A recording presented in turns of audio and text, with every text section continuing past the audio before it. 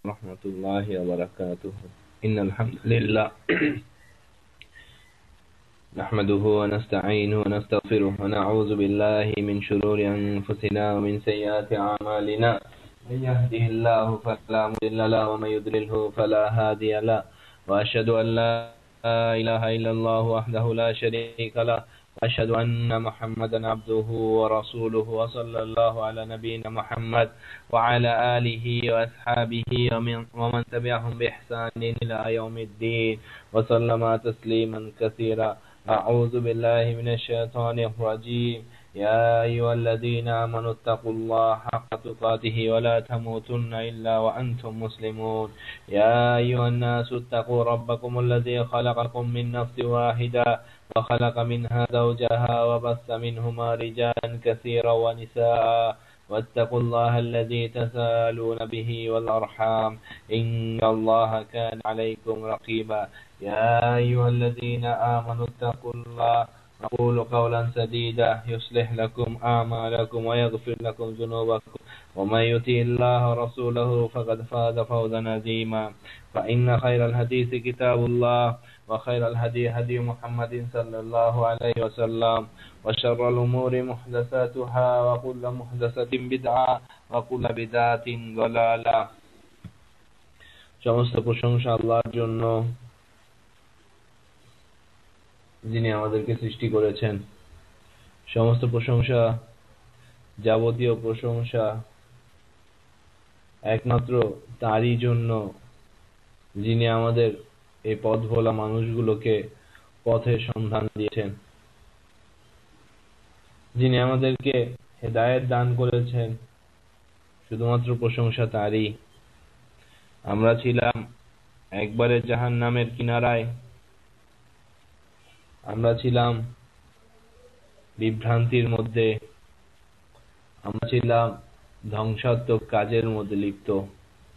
অতঃপর তিনি অনুগ্রহ করে আমাদেরকে সেই ধ্বংসাত্মক কাজ থেকে, বিভ্রান্তি থেকে, জাহান্নামের সেই চোরাগুলি আর প্রকাশ্যগুলি তা আমাদের কাছে স্পষ্ট করে সেখান থেকে তিনি আমাদেরকে বাঁচিয়ে নিয়ে এসেছেন।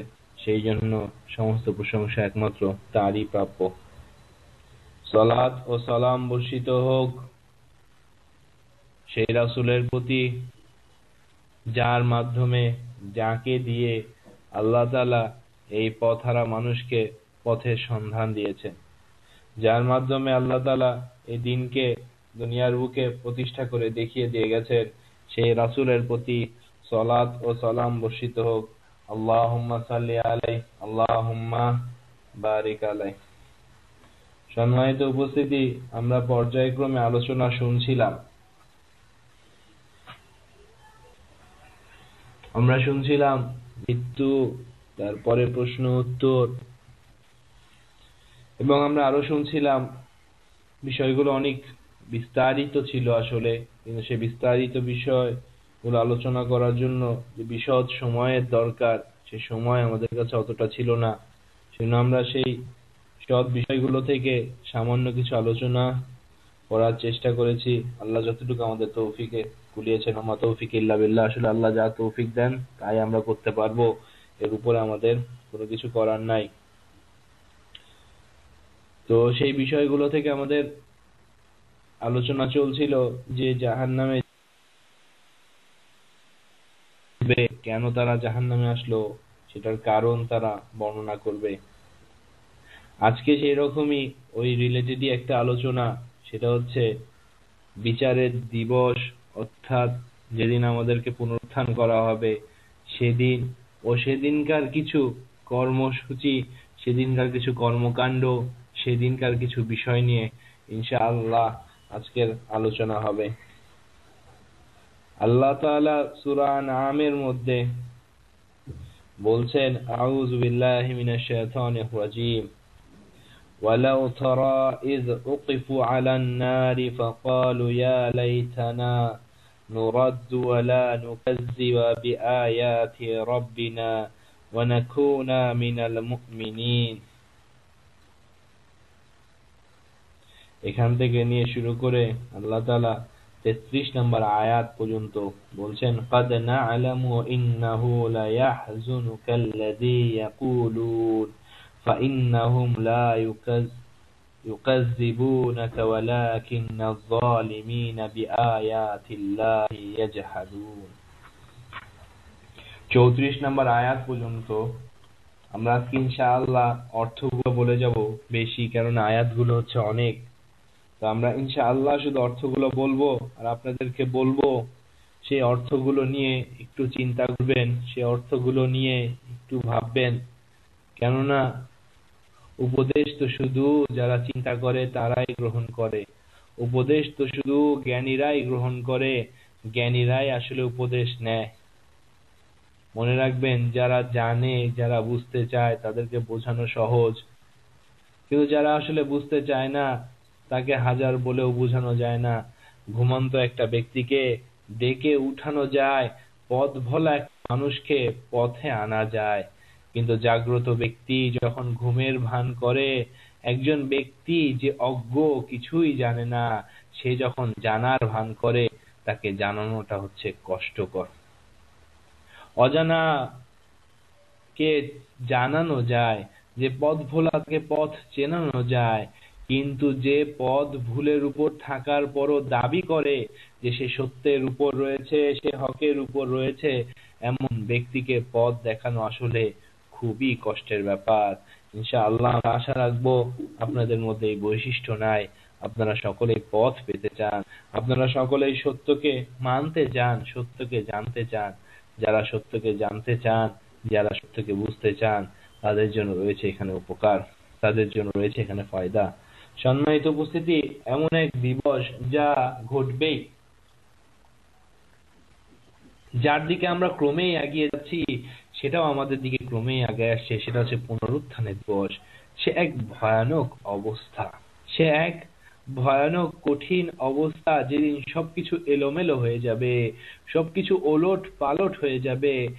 মানুষ নেশাগ্রস্ত হবে না, কিন্তু তাকে দেখাবে নেশাগ্রস্তের মতো। সেই রকম এক দিন অপেক্ষা করছে আমাদের জন্য, সেরকম এক দিনের দিকে আমরা ক্রমেই এগিয়ে যাচ্ছি। আল্লাহ বলছেন,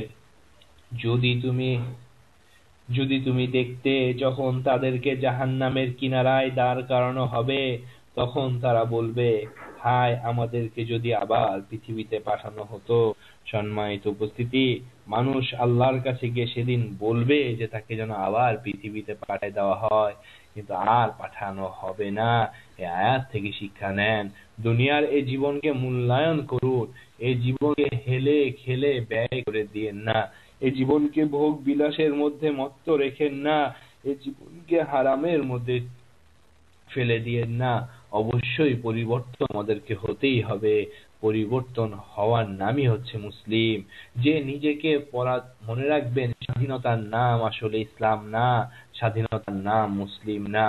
মুসলিম সে তো আল্লাহর বিধানের সামনে পরাধীন। একটা মানুষ সে স্বাধীন জীবন যাপন করলে সে মুসলিম হতে পারে না, সে তখন কাফের হয়ে যায়। কিন্তু একজন মুসলিম কি করে?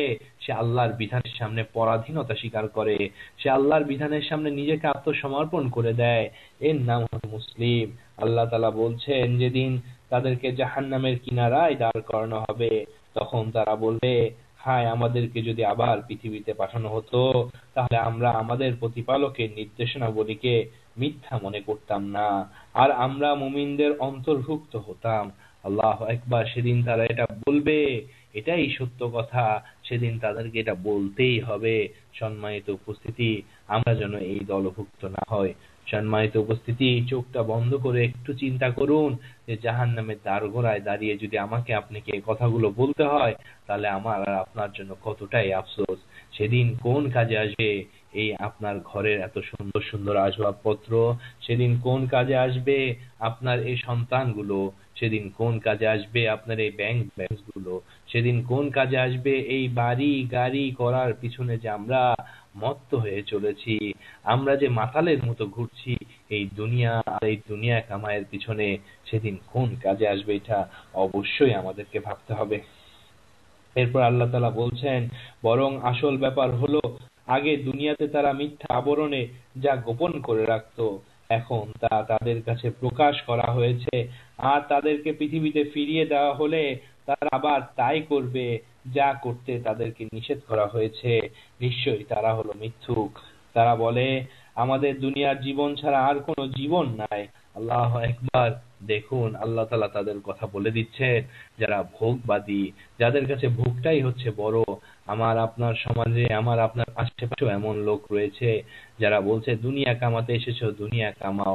অনেক লোক যারা বিদেশে গিয়েছে আমাদের মধ্যেও, যারা দিন হয়তো কিছু কিছু মানছে, দেখা যাচ্ছে তারাও হারামের সাথে চলছে। সম্মানিত উপস্থিতি, হারাম খাওয়া, হারাম উপার্জন করার নাম মুসলিম না। মুসলিম সে তো হারাম জানার সাথে সাথে হারামকে বর্জন করবে। মুসলিম সে তো হারাম থেকে দূরে থাকবে। যেমন পূর্ব আর পশ্চিমের মধ্যে দূরত্ব, তেমন তার এবং হারামের মধ্যেও দূরত্ব থাকবে। কিন্তু একই অবস্থা, আমরা হয়তো বলছি আমরা ইসলাম মানছি, কিন্তু দুনিয়ার স্বার্থে, এই চর্মের জন্য, এই চামড়া সৌন্দর্যের জন্য, এই চামড়াকে মালিশ করার জন্য, এই চামড়ার উপর প্রসাধনী ব্যবহার করার জন্য আমরা কত কিছুই না করছি। অথচ একবার চিন্তা করেন, সামনে আলোচনায় আসবে এই চামড়া কাল কিয়ামতের মাঠে আপনার বিপক্ষে সাক্ষ্য দিবে। অথচ এই চামড়াকে দুনিয়ার জীবনে আপনি কত আরাম দিচ্ছেন, এই চামড়ার আরামের জন্য আপনি তো কষ্ট সহ্য করছেন। অথচ এই চামড়া আমার আপনার বিপক্ষে সাক্ষ্য দিবে। সম্মানিত উপস্থিতি, বোঝার চেষ্টা করুন। বেহুশ হয়ে আর থেকেন না, ফিরে আসুন, হুঁশ নিয়ে আসেন। কেননা আজ তো হুঁশ আনতে পারবেন, কিন্তু সেদিন হুঁশ থাকলেও বেহুশ হয়ে যাবেন। সেদিন হাজারো চেষ্টা করলেও হুঁশ নিয়ে আসতে পারবেন না। সেই দিনটা হচ্ছে কিয়ামত। তা বলে, আমাদের দুনিয়ার জীবন ছাড়া আর কোনো জীবন। তুমি যদি দেখতে, যখন তাদেরকে তাদের প্রতিপালকের সামনে দাঁড় করানো হবে, তখন তিনি বলবেন, তোমরা এখন যে পরিস্থিতির সম্মুখীন হয়েছো তা কি সত্য নয়? তারা বলবে, আমাদের রবের কসম তা সত্য। তিনি বলবেন, তোমরা কুফরি করেছিলে, তার জন্য এখন শাস্তি ভোগ করো। যারা আল্লাহর সাক্ষাৎকে মিথ্যা জেনেছিল, তারাই ক্ষতিগ্রস্ত হয়ে গিয়েছে। সম্মানিত উপস্থিতি, আমরা যদি বিশ্বাস করি আল্লাহর সাক্ষাৎ সত্য, তাহলে আমরা কেন দুনিয়ার পিছনে দৌড়াচ্ছি? যে ব্যক্তি দুনিয়ার পিছনে দৌড়ায়, সে যদিও বলে যে আল্লাহর সাক্ষাৎ সত্য, তবুও জেনে রাখুন সে আসলে প্রকৃতপক্ষে এটা বুঝে বলছে না। কেননা যে ব্যক্তি বুঝে বলবে সে বেঁচে থাকবে, যে ব্যক্তি বুঝে বলবে সে সরে যাবে, যে ব্যক্তি বুঝে বলবে তার চোখকে অবনত করবে, যে ব্যক্তি বুঝে বলবে তার হাতকে সংবরণ করে নিবে, যে ব্যক্তি বুঝে বলবে তার চেহারাকে ফিরায় নিবে। কিন্তু এই কোন ইসলাম আজ আমরা পালন করছি, যে ইসলামের মধ্যে ঢুকেও আমরা সব কিছু করছি, আবার ইসলামও মানছি, বেয়াপনাও করছি, ইসলাম মানছি, হারামও খাচ্ছি, ইসলাম মানছি। এ হতে পারে না। দুটো জিনিস কখনো একই সাথে চলতে পারে না। দুটো জিনিস কখনো একই সাথে চলতে দেওয়া যায় না। দুটো জিনিস কখনো একই সাথে চলতে সক্ষম না। যারা আল্লাহর সাক্ষাৎকে মিথ্যা জেনেছিল, তারা ক্ষতিগ্রস্ত হয়ে গেছে। এমনকি যখন কিয়ামত হঠাৎ তাদের কাছে হাজির হবে, তখন তারা বলবে, হায় আক্ষেপ, আমরা এ ব্যাপারে অবহেলা করেছিলাম। তারা তাদের পিঠে তাদের পাপের বোঝা বহন করবে। দেখো তারা যা বহন করবে তা কতই না নিকৃষ্ট। দুনিয়ার জীবন খেলা তামাশা ছাড়া আর কিছুই না। দুনিয়ার জীবন খেলা তামাশা ছাড়া আর কিছুই না। দুনিয়ার জীবন খেলা তামাশা ছাড়া আর কিছুই না। যারা তাকওয়া অবলম্বন করে, তাদের জন্য পরকালের জীবনই অতি কল্যাণময়। আল্লাহু আকবার। যারা তাকওয়া অবলম্বন করে, তাদের জন্য পরকালের জীবনই অতি কল্যাণময়। আল্লাহু আকবার। সম্মানিত উপস্থিতি, আজ সারাটা দিন কি আপনার তাকওয়ার উপর গিয়েছে? আজ সারাটা দিন আপনি কি তাকওয়ার উপর পরিচালিত করেছেন? আল্লাহ ভীতির সাথে কি আপনার কথাবার্তা, লেনদেন, উঠা বসা হয়েছে? তবুও কি তোমাদের বোধোদয় হবে না, তারা যা বলে তা তোমাকে কষ্ট দেয়, এটা আমি অবশ্যই ভালোভাবে অবগত। কেননা তারা তো তোমাকে মিথ্যা মনে করে না। প্রকৃতপক্ষে জালিমরা আল্লাহর আয়াতকেই প্রত্যাখ্যান করে। আল্লাহ তাআলা আমাদেরকে হেফাজত করেন। সম্মানিত উপস্থিতি, কিয়ামত আসবে, কিয়ামতের দিকে আমরা এগিয়ে যাচ্ছি। সম্মানিত উপস্থিতি, এ এক কঠিন অবস্থা, যার দিকে আমরা ধাবিত হচ্ছি, কিন্তু তারপরেও আমরা বোঝার চেষ্টা করছি না। আল্লাহ তাআলা সেদিন সম্পর্কে বলছেন,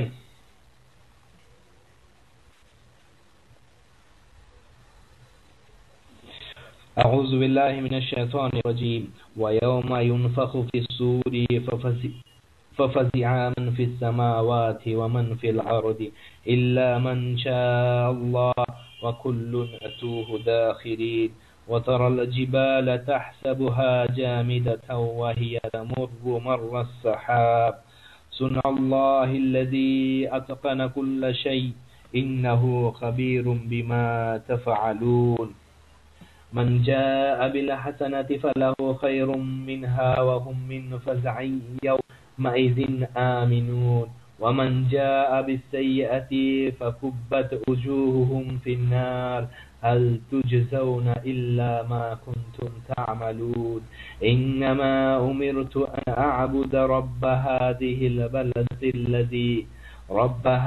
البلدة الذي حرمها وله كل شيء وأمرت أن أكون من المسلمين وأن أتلو القرآن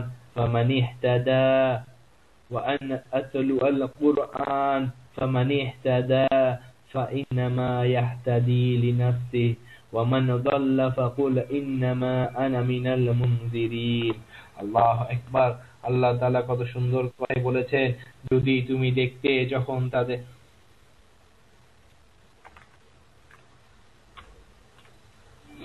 আল্লাহ তাআলা বলছেন, আর যেদিন সিংহায় ফু দেওয়া হবে সেদিন যারা আকাশে আছে আর যারা জমিনে আছে তারা ভীত সন্ত্রস্ত হয়ে পড়বে, তবে আল্লাহ যাদের জন্য ইচ্ছা করবেন তারা বাদে সবাই তার কাছে আসবে বিনয় অবনত হয়ে। তুমি পর্বতগুলোকে দেখো আর মনে করো তা অচল, কিন্তু সেগুলো চলমান হবে যেমন মেঘমালা চলে। আল্লাহু আকবার। সম্মানিত উপস্থিতি, সেই দিনকে ভয় করেন যে দিন খুব নিকটে, যে দিনের নিকটে আমরা চলে যাচ্ছি। সেদিন আল্লাহ তাআলা বলছেন, তুমি দেখছো এই জমিনগুলোকে তা স্থির হয়ে রয়েছে, কিন্তু তুমি দেখছো এই পাহাড়গুলোকে তা স্থির হয়ে আছে, কিন্তু পাহাড়গুলো সেদিন স্থির থাকবে না। পাহাড়গুলো সেদিন মেঘের মতো কি হবে, চলমান হবে। এটা আল্লাহর সৃষ্টি নৈপুণ্য, যিনি সবকিছু করেছেন যথাযথ। তোমরা যা কিছু করো এ সম্পর্কে তিনি সম্পূর্ণরূপে অবগত। যারা সৎ কাজ নিয়ে উপস্থিত হবে তাদের জন্য আছে উৎকৃষ্টতার প্রতিদান। সেদিন তারা ভীত সংখ্যা থেকে নিরাপদ থাকবে। যারা অসৎ কর্ম নিয়ে হাজির হবে তাদের মুখের ভরে আগুনে নিক্ষেপ করা হবে, তাদেরকে মুখের উপর ভর করে আগুনে নিক্ষেপ করা হবে।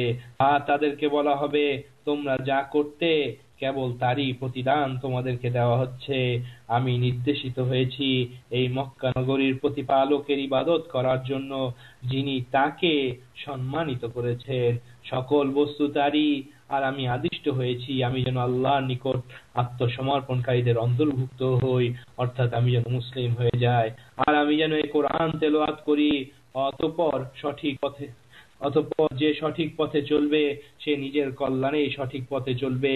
আর কেউ গুনাহ হলে তুমি বলো, আমি তো সতর্ককারীদের একজন। আল্লাহু আকবার। সম্মানিত উপস্থিতি, এই আয়াতগুলো আমরা পড়ি, কিন্তু কেন এই আয়াতগুলো থেকে আমরা শিক্ষা নেই না? এই আয়াতগুলো আমরা পড়ি, কিন্তু এই আয়াতগুলো থেকে কেন আমরা পথ চলার প্রেরণা নেই না? আসলে আমরা বুঝতে পারছি না, এখনো আমাদের বোধোদয় হচ্ছে না, এখনো আমাদের চোখগুলো খুলে যাচ্ছে না যে কোনটাই আসলে নাজাতের পথ, কোনটা কল্যাণের পথ, আমরা আসলে মোটেই বুঝতে পারছি না। সম্মানিত উপস্থিতি, যে চান মালায়েকারা তার কাছে এসে বলবে মৃত্যুর সময়, হে রূহ বের হয়ে আসো আরামের সাথে, শান্তির সাথে, তাকে অবশ্যই ভালো কাজ করতে হবে, তাকে অবশ্যই কল্যাণকর কাজ করতে হবে, তাকে অবশ্যই সোজা পথে থাকতে হবে। আর যে ব্যক্তি কল্যাণের পথে চলতে চায় না, জেনে রাখুক সে, তার জন্য হবে এক বেদনাদায়ক অবস্থা। তার ওই বেদনাদায়ক অবস্থার সূচনা হবে ঠিক মৃত্যুর ওই সময় থেকে। এমন এক অবস্থা, যদি আপনি আপনার জীবনকে ইসলামের উপর পরিচালিত করেন, তবে মৃত্যু থেকে শান্তি শুরু হবে, চলতে থাকবে আজীবন, যার কোনো শেষ নাই। আর যদি আপনি ইসলামকে ছেড়ে দেন, যদি আপনি ইসলামকে ছেড়ে দিয়ে অন্য কোনো পথে চলেন, তবে জেনে রাখবেন মৃত্যু থেকেই আপনার অশান্তি শুরু হবে। আর সে অশান্তি চলবে কত জীবন, সে অশান্তি চলবে আজীবন, সে অশান্তি শেষ হবে না। তবে হ্যাঁ, যদি শিরক করেন তাহলে আজীবন চলবে, আর যদি অন্যান্য পাপ করেন তাহলে নির্ধারিত মেয়াদে শাস্তি হবে। কিন্তু সম্মানিত উপস্থিতি, আপনারা যারা খবর দেখেন তারা দেখেছেন সামান্য দুনিয়ার আগুনেই মানুষগুলো কিভাবে কয়লায় পরিণত হয়ে গেছে। কিছুদিন আগে একটা গার্মেন্টসে আগুন লেগে কিভাবে মানুষগুলো শেষ হয়ে গিয়েছে সামান্য এই দুনিয়ার আগুনে। অথচ এই আগুনের চেয়ে 70 গুণ বেশি হচ্ছে সেই আগুন আমরা কিভাবে সহ্য করব? সে আগুন আমরা কিভাবে সহ্য করব? সে আগুন আমরা কিভাবে সহ্য করব? সে আগুন তো সহ্য করা আমাদের পক্ষে সম্ভব হবে না। আর যদি সম্ভব নাই হয়, এই সত্য যদি আমরা বুঝতে পারি, তাহলে আমাদের উচিত এই সত্যকে অনুধাবন করে এই সত্যের উপর চলা। আল্লাহ তাআলা আমাদেরকে সঠিক বুঝ দান করেন। সম্মানিত উপস্থিতি, দেখুন আল্লাহ তাআলা এই আয়াতগুলোতে কি বলেছেন। আউযু বিল্লাহি মিনাশ শাইতানির রাজীম।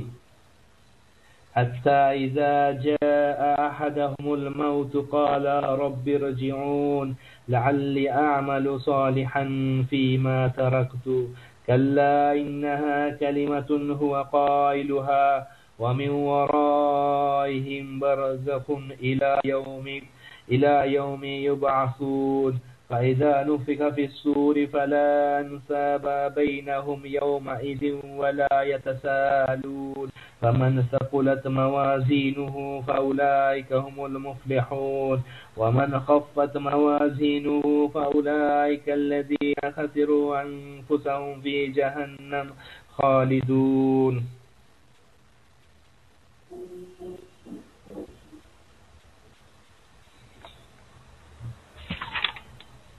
ألم تكن آياتي تتلى عليكم فكنتم بها تكذبون قالوا ربنا غلبت علينا شقوتنا وكنا قوما ضالين ربنا أخرجنا منها فإن عدنا فإنا ظالمون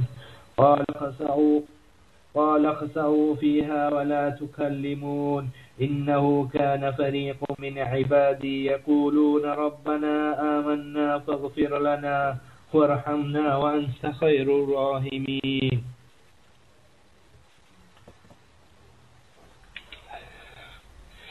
এমনকি যখন তাদের কারো কাছে মৃত্যু এসে হাজির হয়, তখন সে বলে, হে আমার প্রতিপালক, আমাকে আবার দুনিয়াতে পাঠায় দাও যাতে আমি সৎ কাজ করতে পারি।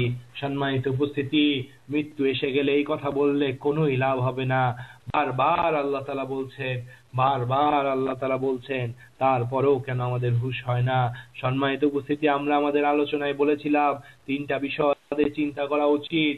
প্রথম বিষয় হচ্ছে আমরা অগ্রিম কি পাঠাচ্ছি, দ্বিতীয় বিষয় হচ্ছে আমরা সাথে কি নিয়ে যাচ্ছি, আর 3 নাম্বার বিষয় হচ্ছে আমরা কি রেখে যাচ্ছি। তারপরেও আমাদের চিন্তার জগতে কোনো রকম পরিবর্তন আসে না। এই আলোচনাগুলো শোনার পরও আমরা চিন্তা করি কত ডলার জমাতে পারছি, কত পাউন্ড জমাতে পারছি, কি রেখে যেতে পারছি, কি করে যেতে যাচ্ছি। এত কিছু চিন্তা করছেন, কিন্তু আপনার মাথার মধ্যে কেন এই চিন্তা আসে না যে পিতার সম্পদ ভোগ করছেন, সেই পিতা আজকে কোথায়?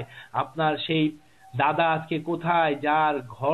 যে ঘরটা সে নির্মাণ করে গিয়েছিল, আজকে সেই ঘরটাকে আপনি সুন্দর করে সাজায় বসবাস করছেন, কিন্তু কোথায় আপনার সেই দাদা, কোথায় আপনার সেই পিতা?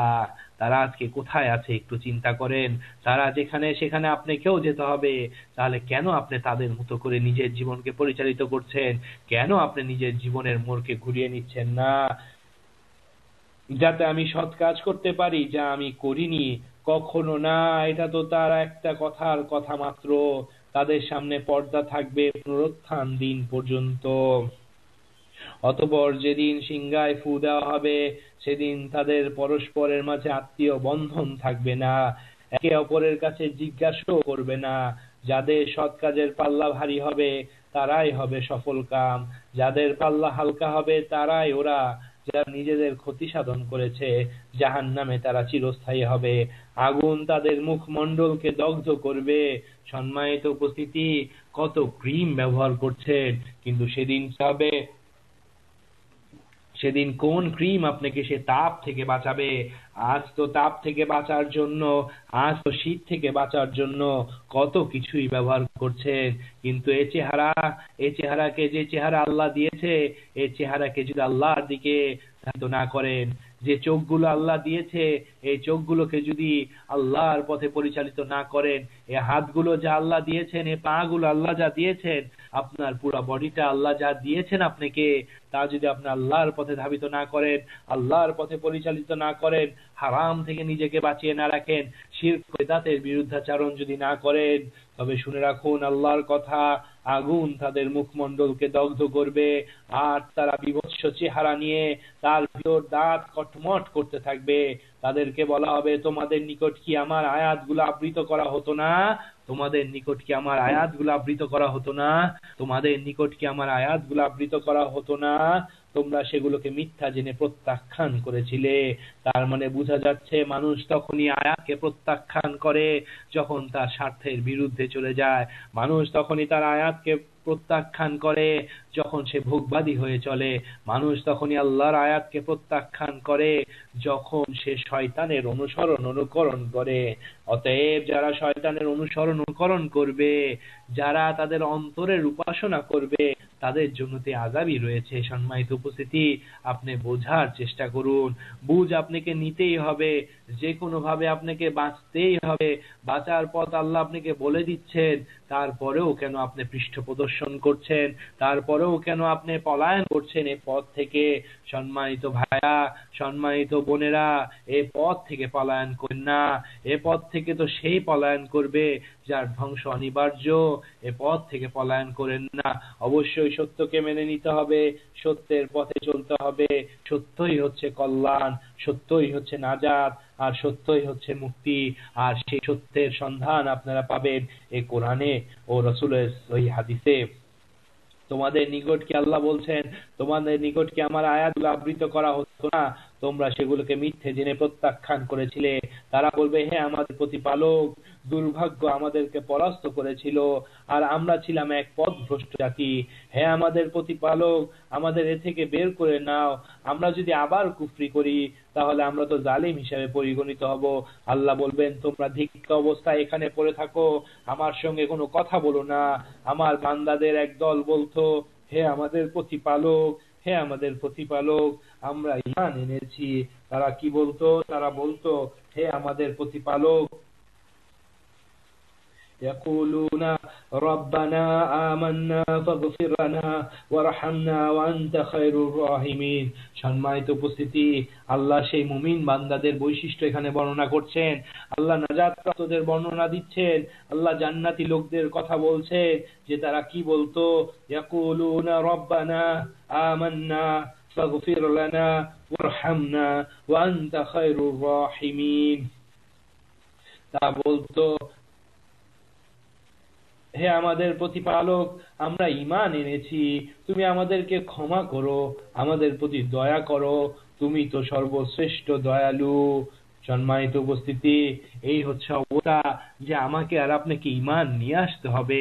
ঈমান নিয়ে আসার বিষয়, ঈমান পৈতৃক সূত্রে প্রাপ্ত কোনো বিষয় না। সম্পদ আপনি পৈতৃক সূত্রে পেতে পারেন, অনেক কিছু পৈতৃক সূত্রে আপনি পেতে পারেন, জাতীয় সূত্রে, দেশীয় সূত্রে, আন্তর্জাতিক সূত্রে আপনি অনেক কিছু পেতে পারেন, কিন্তু ঈমান জিনিসটা এমন একটা বিষয় যে ঈমান পৈতৃক সূত্রে পাওয়া যায় না, ঈমান জাতীয় সূত্রে পাওয়া যায় না। ঈমান কি করতে হয়? ঈমান অর্জন করতে হয়। ঈমান কি করতে হয়? ঈমান আনতে হয়। সম্মানিত উপস্থিতি, কিন্তু আমরা কি ঈমান আনতে পেরেছি? আমরা কি ঈমান আনতে পেরেছি? আমাদের চিন্তা করতে হবে। যদি ঈমানই আনতে পারতাম, তাহলে আজও কেন আমার ঘরে কুফরি? তাহলে আজও কেন আমার ভিতরে কুফরি? তাহলে যদি আমরা ঈমান আনতাম, তাহলে কিভাবে আজ আমরা বিদআত করছি? যদি ঈমান আনতাম, তাহলে কিভাবে আমাদের মধ্যে আজও শিরকের লেশ দেখা যাচ্ছে? কিভাবে শিরকের চোরাগুলিগুলো এখনো আমাদের সামনে মুক্ত? যারা ঈমান আনবে তারা তো শিরকের বিরুদ্ধাচরণ করবে, যারা ঈমান আনবে তারা তো বিদআতের বিরুদ্ধাচরণ করবে, যারা ঈমান আনবে তারা হারামের বিরুদ্ধাচরণ করবে, যারা ঈমান আনবে তারা তো আপোষকামী হতে পারে না। কিন্তু আজ কেন আমরা আপোষকামী হয়ে চলছি? সম্মানিত উপস্থিতি যারা ঈমান আনবে তারা তো আপোষহীন ভাবে চলবে। যদি আপনি আপোষহীন ভাবে চলতে না পারেন তাহলে কিন্তু এক কঠিন অবস্থা অপেক্ষা করছে। আর সেই কঠিন অবস্থা এতটাই ভয়াবহ, এতটাই ভয়াবহ, সেদিনকার সেই পরিণতি এতটাই ভয়াবহ, এতটাই ভয়াবহ যে বলে শেষ করা যাবে না। সম্মানিত উপস্থিতি, কোরআন থেকে একটু পড়ে দেখুন, আল্লাহ তাআলা সূরা ইসরা, সূরা বনী ইসরাইলের মধ্যে 14 নম্বর আয়াতে বলছেন, কি করছেন আমরা, কি করছি আমরা? আপনি মনে করেছেন কেউ দেখছে না আপনি চোখ দিয়ে পাপ করে ফেলছেন? আপনি মনে করেছেন কি কেউ দেখছে না আপনি হাত দিয়ে পাপ করে ফেলেছেন? আপনি কি মনে করেছেন, কি ভাবছেন কেউ দেখছে না, অতএব চলো পা দিয়ে ধাবিত হই খারাপের দিকে? তবে জেনে রাখুন আল্লাহ কিন্তু একজন আছেন, তিনি কিন্তু আপনার কর্মের হিসাবগুলোকে লিপিবদ্ধ করে ফেলেছেন। সেই কর্মের হিসাবগুলোকে লিপিবদ্ধ করে ফেলা হয়েছে, সেদিন তা আপনার সামনে পেশ করা হবে। আল্লাহু আকবার। আল্লাহ তাআলা বলছেন, ইকরা কিতাবাকা কাফা বিনাফসিকা আল-ইয়াওমা আলাইকা হাসিবা। আল্লাহু আকবার। একটা ছোট আয়াত, একটা ছোট আয়াত, দেখুন কত ছোট আয়াত, যেখানে আল্লাহ বলছেন ইকরা কিতাবাকা কাফা বিনাফসিকা আল-ইয়াওমা আলাইকা হাসিবা। এই যে তোমার আমলনামা, তোমাকে বলা হবে পাঠ করো তোমার কিতাব, আজ তোমার হিসাব নেওয়ার ব্যাপারে তুমি নিজেই যথেষ্ট। ইকরা কিতাবাকা কাফা বিনাফসিকা আল-ইয়াওমা আলাইকা হাসিবা। তোমার কিতাব পাঠ করো, আজকের জন্য তুমি নিজেই যথেষ্ট। কাল এই পুনরুত্থান দিবসে, পরকাল দিবসের একটা কঠিন মুহূর্তের নাম সেই সময়, যে সময় আল্লাহ আপনাকে কিতাব দিয়ে দিবেন, বলবেন তুমি নিজেই পড়ো তোমার কিতাব, আজ তুমি নিজেই যথেষ্ট। সম্মানিত উপস্থিতি, যারা চোখ দিয়ে আমরা পাঠ করছি তাদের উচিত এখনই বিরত হয়ে যাওয়া। সম্মানিত উপস্থিতি, যারা কান দিয়ে আমরা এখনো পাপ করে যাচ্ছি, কান দিয়ে শোনার মাধ্যমে পাপ করে যাচ্ছি, তাদের উচিত এখনই বিরত থাকা, তাদের উচিত বিরত হয়ে যাওয়া। সম্মানিত উপস্থিতি, যারা আমরা জবান দিয়ে হারাম কথা বলছি, মিথ্যা বলছি, তাদের উচিত এখনই বিরত হয়ে যাওয়া। সম্মানিত উপস্থিতি, এই হাত দ্বারা কি পাপ করেছি তা আমি আপনি সকলেই জানি। একটা চোখ বন্ধ করে চিন্তা করেন, সেই দিনের কথা যেদিন আপনি হাত দিয়ে পাপ করেছেন তা লিপিবদ্ধ হয়ে গিয়েছে। চিন্তা করুন সেই দিনের কথা যেদিন কেউ ছিল না, আপনি পা দিয়ে ধাবিত হয়েছিলেন অন্যায়ের পথে, সেই পাপের কথা। চিন্তা করুন সেই সময়ের কথা যখন কেউ আপনাকে দেখতো না, আপনি লুকিয়ে লুকিয়ে চোখ দিয়ে কোনো পাপ করে ফেলেছেন, সেই সময়ের কথা।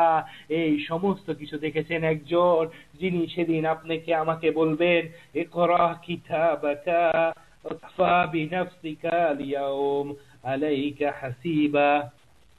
আল্লাহু আকবার। সেদিন আল্লাহ বলবেন আমাদেরকে ইকরা কিতাবাকা, তোমার কিতাব পড়ো। সম্মানিত উপস্থিতি, তওবা করলে আল্লাহ সব মাফ করে দেন। তওবা করে ফিরে আসুন, আজ রাতেই যদি আমাদের মৃত্যু হয়ে যায়। আমরা সকলেই জানি আমরা কি করেছি, কত পাপ করেছি, কত পাপ করে যাচ্ছি, এটা আমরা সকলেই জানি। কত হারামের সাথে আমাদের সম্পৃক্ত আমরা সকলেই জানি। এত আলোচনা শোনার পরও আমরা এফডিআর করতেছি, ফিক্সড ডিপোজিট করতেছি। এত কিছু শোনার পরও সুদের সাথে আমাদের লেনদেন হচ্ছে, এত কিছু শোনার পরও হারামের সাথে আমাদের ইনকাম জড়ায় যাচ্ছে, এত কিছু শোনার পরও মদ, জুয়া আর এগুলোর থেকে আমরা বের হয়ে আসতে পারছি না। সম্মানিত উপস্থিতি, ইকরা কিতাবাকা, কি অপরাধ করছি একটা বার চিন্তা করুন। সব তো আল্লাহ লিখে রাখছেন। আর পুনরুত্থান দিবসে এই সময়টা হবে খুব ভয়ানক একটা সময়, যখন আল্লাহ আপনাকে দিয়ে দিবে পড়ো তুমি তোমার কিতাব, পড়ো তুমি তোমার আমলনামা, আজকের দিনে যথেষ্ট তুমি নিজেই তোমার আমলনামা পড়া।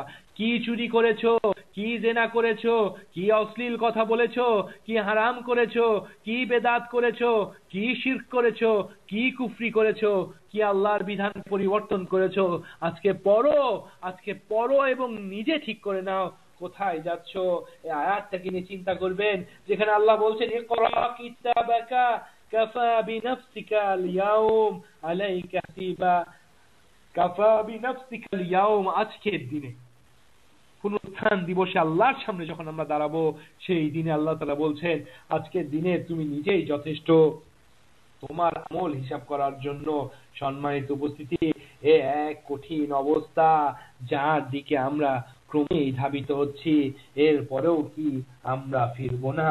আল্লাহ তাআলা বলছেন আউযু বিল্লাহি মিনাশ শাইতানির রাজীম ওয়া উদিয়াল কিতাবু ফাতারাল মুজরিমিনা মুশফিকিনা মিম্মা ফীহি ওয়া ইয়াকুলুনা ইয়া ওয়াইলাতানা মা লিহাযাল কিতাব يا ويلتنا ما لهذا الكتاب يا ويلتنا ما لهذا الكتاب لا يغادر صغيرة ولا كبيرة إلا أحصاها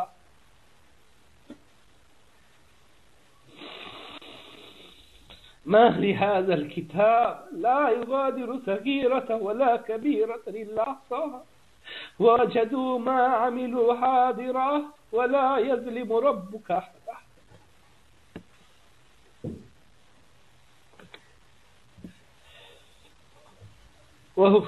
ووضع الكتاب فترى المجرمين مشفقين مما فيه ويقولون يا ويلتنا ما لهذا الكتاب يا ويلتنا ما لهذا الكتاب لا يغادر صغيرة ولا كبيرة إلا أحصاها ووجدوا ما عملوا حاضرا ولا يظلم ربك أحدا আর আমলনামা হাজির করা হবে, আর তাতে যা লিখে রাখা আছে তার কারণে তুমি অপরাধী লোকদের দেখতে পাবে ভীত আতঙ্কিত, আর তারা বলবে হায় কপাল, ইয়া ওয়াইলাতানা, হায় কপাল, এটা কেমন কিতাব, কেমন কিতাব যে ছোট বড় কোনো কাজই ছেড়ে দেয়নি। ছোট থেকে ছোট পাপ, বড় থেকে বড় পাপ, প্রকাশ্য পাপ, গোপন পাপ, চিন্তার জগতে পাপ, বুদ্ধি দিয়ে পাপ, যত পাপ, যুক্তি দিয়ে পাপ, যত কিছুই করি না কেন, এ কেমন কিতাব যে আমাদের ছোট বড় কোনো পাপই ছাড়েনি, বরং সবকিছুর হিসাব রেখেছে। তারা যা করেছে তার সামনে উপস্থিত পাবে, আর তোমার প্রতিপালক কারো প্রতি জুলুম করেন না। আল্লাহু আকবার। সম্মানিত উপস্থিতি, পুনরুত্থান দিবসের সেই ভয়ানক অবস্থার কথা চিন্তা করেন, যেদিন আমরা ছোট থেকে ছোট যত পাপ করেছি, বড় থেকে বড় যত পাপ করেছি, তার সব কিছু সন্নিবিষ্ট হয়ে সেই কিতাবের মধ্যে লেখা আছে, আর সেই কিতাবকে আমার সামনে উপস্থাপন করা হবে, সেই কিতাবকে আমার সামনে খুলে দেওয়া হবে। একটিবার চিন্তা করুন, আজ যদি চোখ বন্ধ করে ফেলেন তাহলে কি হবে? একটিবার চোখ বন্ধ করে চিন্তা করুন আপনার অতীত জীবনের পাপ, আর চিন্তা করুন আপনার বর্তমান কর্মকাণ্ড, এরপর চিন্তা করুন আপনার ফাইনাল বাজেট কি হবে, আপনার অবস্থা কি হবে, আপনার অঙ্ক কি মিলে যাচ্ছে? ওমর রাদিয়াল্লাহু তাআলা আনহু বলতেন, হাসিব নাফসাকা ক্বাবলা আন তুহাসিব, তুমি তোমার কাছ থেকে হিসাব নেওয়ার পূর্বে হিসাব করে নাও, তুমি তোমার কাছ থেকে হিসাব নেওয়ার পূর্বেই হিসাব করে নাও, তুমি তোমার কাছ থেকে হিসাব করার পূর্বেই তোমার হিসাব করে নাও। সম্মানিত উপস্থিতি, আমাদের কি আছে যদি দেখি শুধু দুনিয়া এর ভোগ বিলাস, দুনিয়া এর খেলা তামাশা নিয়েই আমরা ব্যস্ত। দুনিয়ার সার্টিফিকেট, দুনিয়ার যোগ্যতা, দুনিয়ার চাকরি, দুনিয়ার বাড়ি, এ করতে করতেই তো আমাদের কারো 30 বছর, কারো 40 বছর, কারো 50 বছর হয়ে গেছে। সম্মানিত উপস্থিতি, যদি আজ রাতে চোখটা বন্ধ হয়ে যায়, যদি আজ রাতে নিঃশ্বাস বন্ধ হয়ে যায়, যদি আজ রাতে আমার উপর দিয়ে সাদা কাপড়কে চড়ায় দেওয়া হয়, তাহলে আমি কি নিয়ে গেলাম, তাহলে আমি কি করে গেলাম? আমাদের অবশ্যই চিন্তা করতে হবে, আমাদের অবশ্যই ভাবতে হবে, কেননা এতে রয়েছে চিন্তাশীলদের জন্য চিন্তার খোরাক, এতে রয়েছে ভাবনাশীলদের জন্য ভাবার বিষয়বস্তু। কিন্তু তারপরেও কেন আমরা ভাবতে চাচ্ছি না, তারপরেও কেন আমরা বুঝতে চাচ্ছি না? আসলে এই সমস্যা আমরা বুঝেও বুঝতে চাই না, আমরা দেখেও দেখতে চাই না, আমরা শুনেও শুনতে চাই না। এইটাই হচ্ছে আমাদের জীবনের সবচেয়ে বড় সমস্যা। সম্মানিত উপস্থিতি, সেই কিয়ামতের মাঠের আরেকটা ভয়াবহ অবস্থা শুনুন। আজ যে বিষয়গুলোকে এত যত্ন নিচ্ছি, আজ যে বিষয়গুলোকে এত যত্ন নিচ্ছি, আজ যার জন্য কষ্ট সহ্য করতে পারি না, আজ যার আরামের জন্য এত কিছু করছি, সেই জিনিসগুলোর কথা শুনুন। আল্লাহ সেই জিনিসগুলোর কথা বলছেন, কি বলছেন আল্লাহ তাআলা? আউযু বিল্লাহি মিনাশ শাইতানির রাজীম। ইয়াউমাইযি ইউওয়াফফিহিমুল্লাহু দীনাহুমুল হক ওয়া ইয়া'লামুনা يوم تشهد عليهم ألسنتهم وأيديهم وأرجلهم بما كانوا يعملون। সম্মানিত উপস্থিতি, যে জিনিসগুলোর এত যত্ন নিচ্ছি, যে জিনিসগুলোর কোনো কষ্ট সহ্য করতে পারি না, যে জিনিসের কষ্ট হবে দেখে গাড়ি কিনছি, যেই জিনিসের কষ্ট হবে দেখে হুন্ডা কিনছি, যেই জিনিসের কষ্ট হবে দেখে পায়ের মধ্যে লোশন মাখছি, পা ফেটে গেলে, চামড়া ফেটে গেলে কষ্ট হবে দেখে ভেসলিন ব্যবহার করছি। তবে শুনুন, আল্লাহ তাআলা বলছেন ইয়াউমাইযি ইউওয়াফফিহিমুল্লাহু দীনাহুমুল হক ওয়া ইয়া'লামুনা। আল্লাহু আকবার। আল্লাহ তাআলা বলছেন ইয়াউমা তাশহাদু আলাইহিম আলসিনাতুহুম ওয়া আইদিহিম ওয়া আরজুলুহুম বিমা কানু ইয়া'মালুন।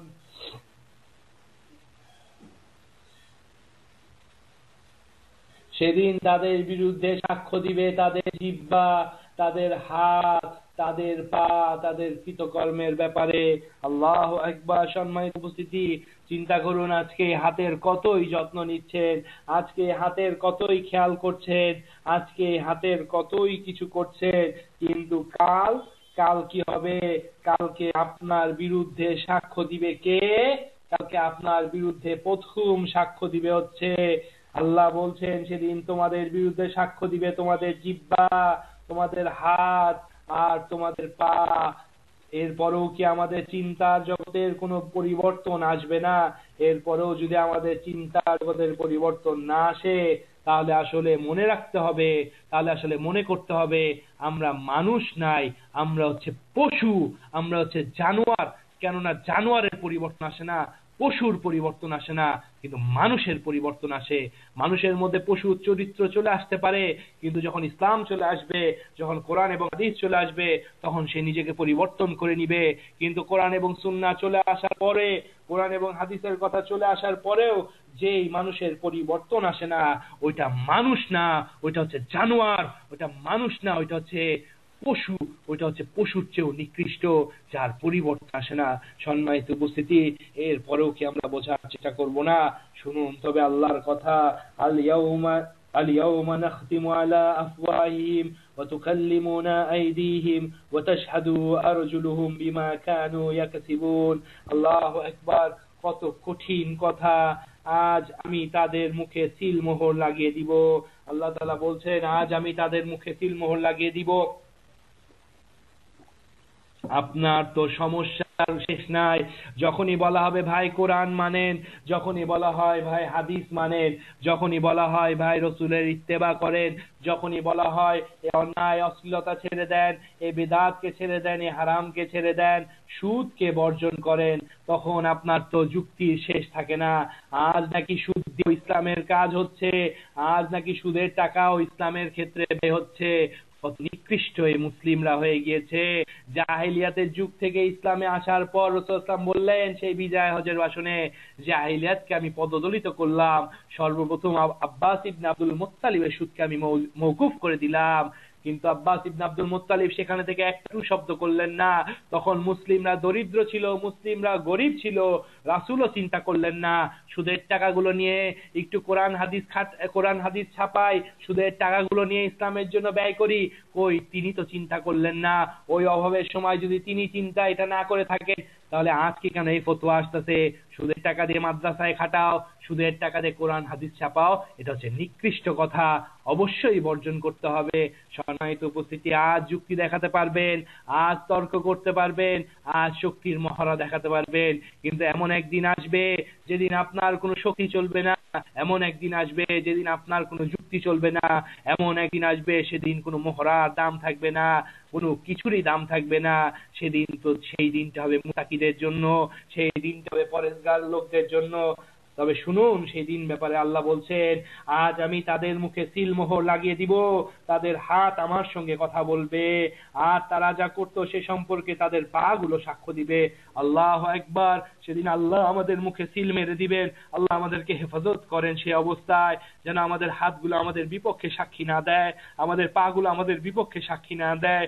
সম্মানিত উপস্থিতি, যেখানে গিয়েছিলেন হাত দিয়ে যেই পাপ করেছিলেন ফিরে আসুন ইসলামের পথে, আল্লাহর সামনে দাঁড়ায়। আল্লাহ যিনি আপনাকে সৃষ্টি করলো, আল্লাহ যিনি আপনাকে এত সুন্দর করে সৃষ্টি করলো, যিনি আপনাকে এত নিয়ামত দিয়েছেন, যিনি আপনার উপর এত করুণা করেছেন, সে আল্লাহর সামনে দাঁড়ায়। আপনার জবান বন্ধ, আপনার এই হাত যদি বলে যে আপনি মদকে পরিবেশন করেছেন, আপনার এই হাত যদি বলে আপনি মদকে বিক্রি করেছেন, আর আপনার পা যদি বলে হ্যাঁ সে মদ যেখানে ক্রয় বিক্রয় হতো, হারাম কাজ যেখানে হতো সে সেখানে গিয়েছিল, আপনার পা যদি বলে সে সুদি কারবারের ওখানে গিয়েছিল, আর আপনার হাত যদি বলে হ্যাঁ আমি এই হাত দিয়ে সুদের হিসাব করেছি, আমি এই হাত দিয়ে সুদের অঙ্ক করেছি। রাসূল সাল্লাল্লাহু আলাইহি ওয়াসাল্লাম বলছেন 4 প্রকার লোকের উপর আল্লাহর অভিশাপ।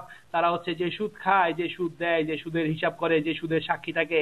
4 প্রকার লোকের উপর যদি আল্লাহর অভিশাপ হয়, তাহলে সেই সুদ দিয়ে আল্লাহ তার রাসূলের কাজ করবেন, সেই সুদ দিয়ে আল্লাহর পথে ব্যয় করবেন, সেই সুদ ইসলামের জন্য কাজ করবেন, কোনো লাভ নাই, কোনো লাভ নাই, কোন লাভ নাই। সহিহ বুখারীর হাদিস, ওমর রাদিয়াল্লাহু আনহু বলছেন হারাম পথে ইনকাম করে মানুষ যদি ইবাদত করে তার সেই ইবাদত আল্লাহ কবুল করবেন না। হারাম পথে ইনকাম করে মানুষ যদি সাদাকা করে তার সেই সাদাকা কবুল হবে না।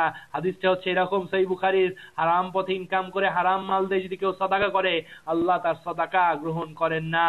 আবার আল্লাহ গ্রহণ করেন না ওযু ছাড়া যদি কেউ সালাত পড়ে, তাহলে সম্মানিত উপস্থিতি হারাম দিয়ে সাদাকা করা হচ্ছে ওযু ছাড়া সালাত পড়ার মতো। এই অবস্থা থেকে আমাকে আপনাকে অবশ্যই বের হয়ে আসতে হবে। আল্লাহ তাআলা বলছেন আজ আমি তাদের মুখে সিলমোহর লাগিয়ে দিব, তাদের হাত আমার সাথে কথা বলবে, তাদের পা আমার সাথে কথা বলবে। সম্মানিত উপস্থিতি, সেদিন কি হবে? যেদিন আমার আপনার হাত আল্লাহর সাথে কথা বলবে, আমার আপনার পা আল্লাহর সাথে কথা বলবে, সেদিন কি হবে আমাদের? সেদিন তো তারা সব সত্য কথা বলবে, সেদিন তো তারা সব কিছুকে ফাঁস করে দিবে। সেদিন কি হবে?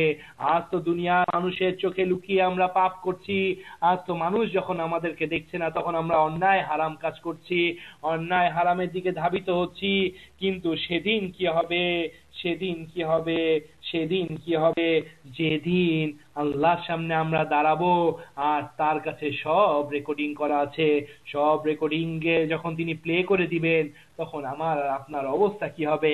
একটিবার চিন্তা করুন, চোখটা বন্ধ করে ভাবুন নিজের অপরাধের কথা, নিজের অপরাধের কথা ভাবুন, ব্যাংক ব্যালেন্সের কথা ভেবেন না, নিজের গুনার কথা ভাবুন, নিজের গুনার কথাগুলো ভাবুন, নিজের গুনাহগুলোকে গণনা করেন, কেননা সেগুলো গণনা করার সময় চলে এসেছে। হতে পারে আমার আর আপনার যে কোনো সময় মৃত্যু ঘন্টা বেজে যেতে পারে, যে মৃত্যু আমাকে আপনাকে ছায়ার মতো অনুসরণ করছে সে যে কোনো সময় আমার আপনার কাছে চলে আসতে পারে। যদি সে চলে আসে তাহলে আমাদের অবস্থা কি হবে? একটু আমাদের চিন্তা করা উচিত, একটু আমাদের ভাবা উচিত। কেন জানি আমরা ভাবতেই চাই না। আল্লাহ তাআলা বলছেন সূরা ফুসসিলাতের মধ্যে,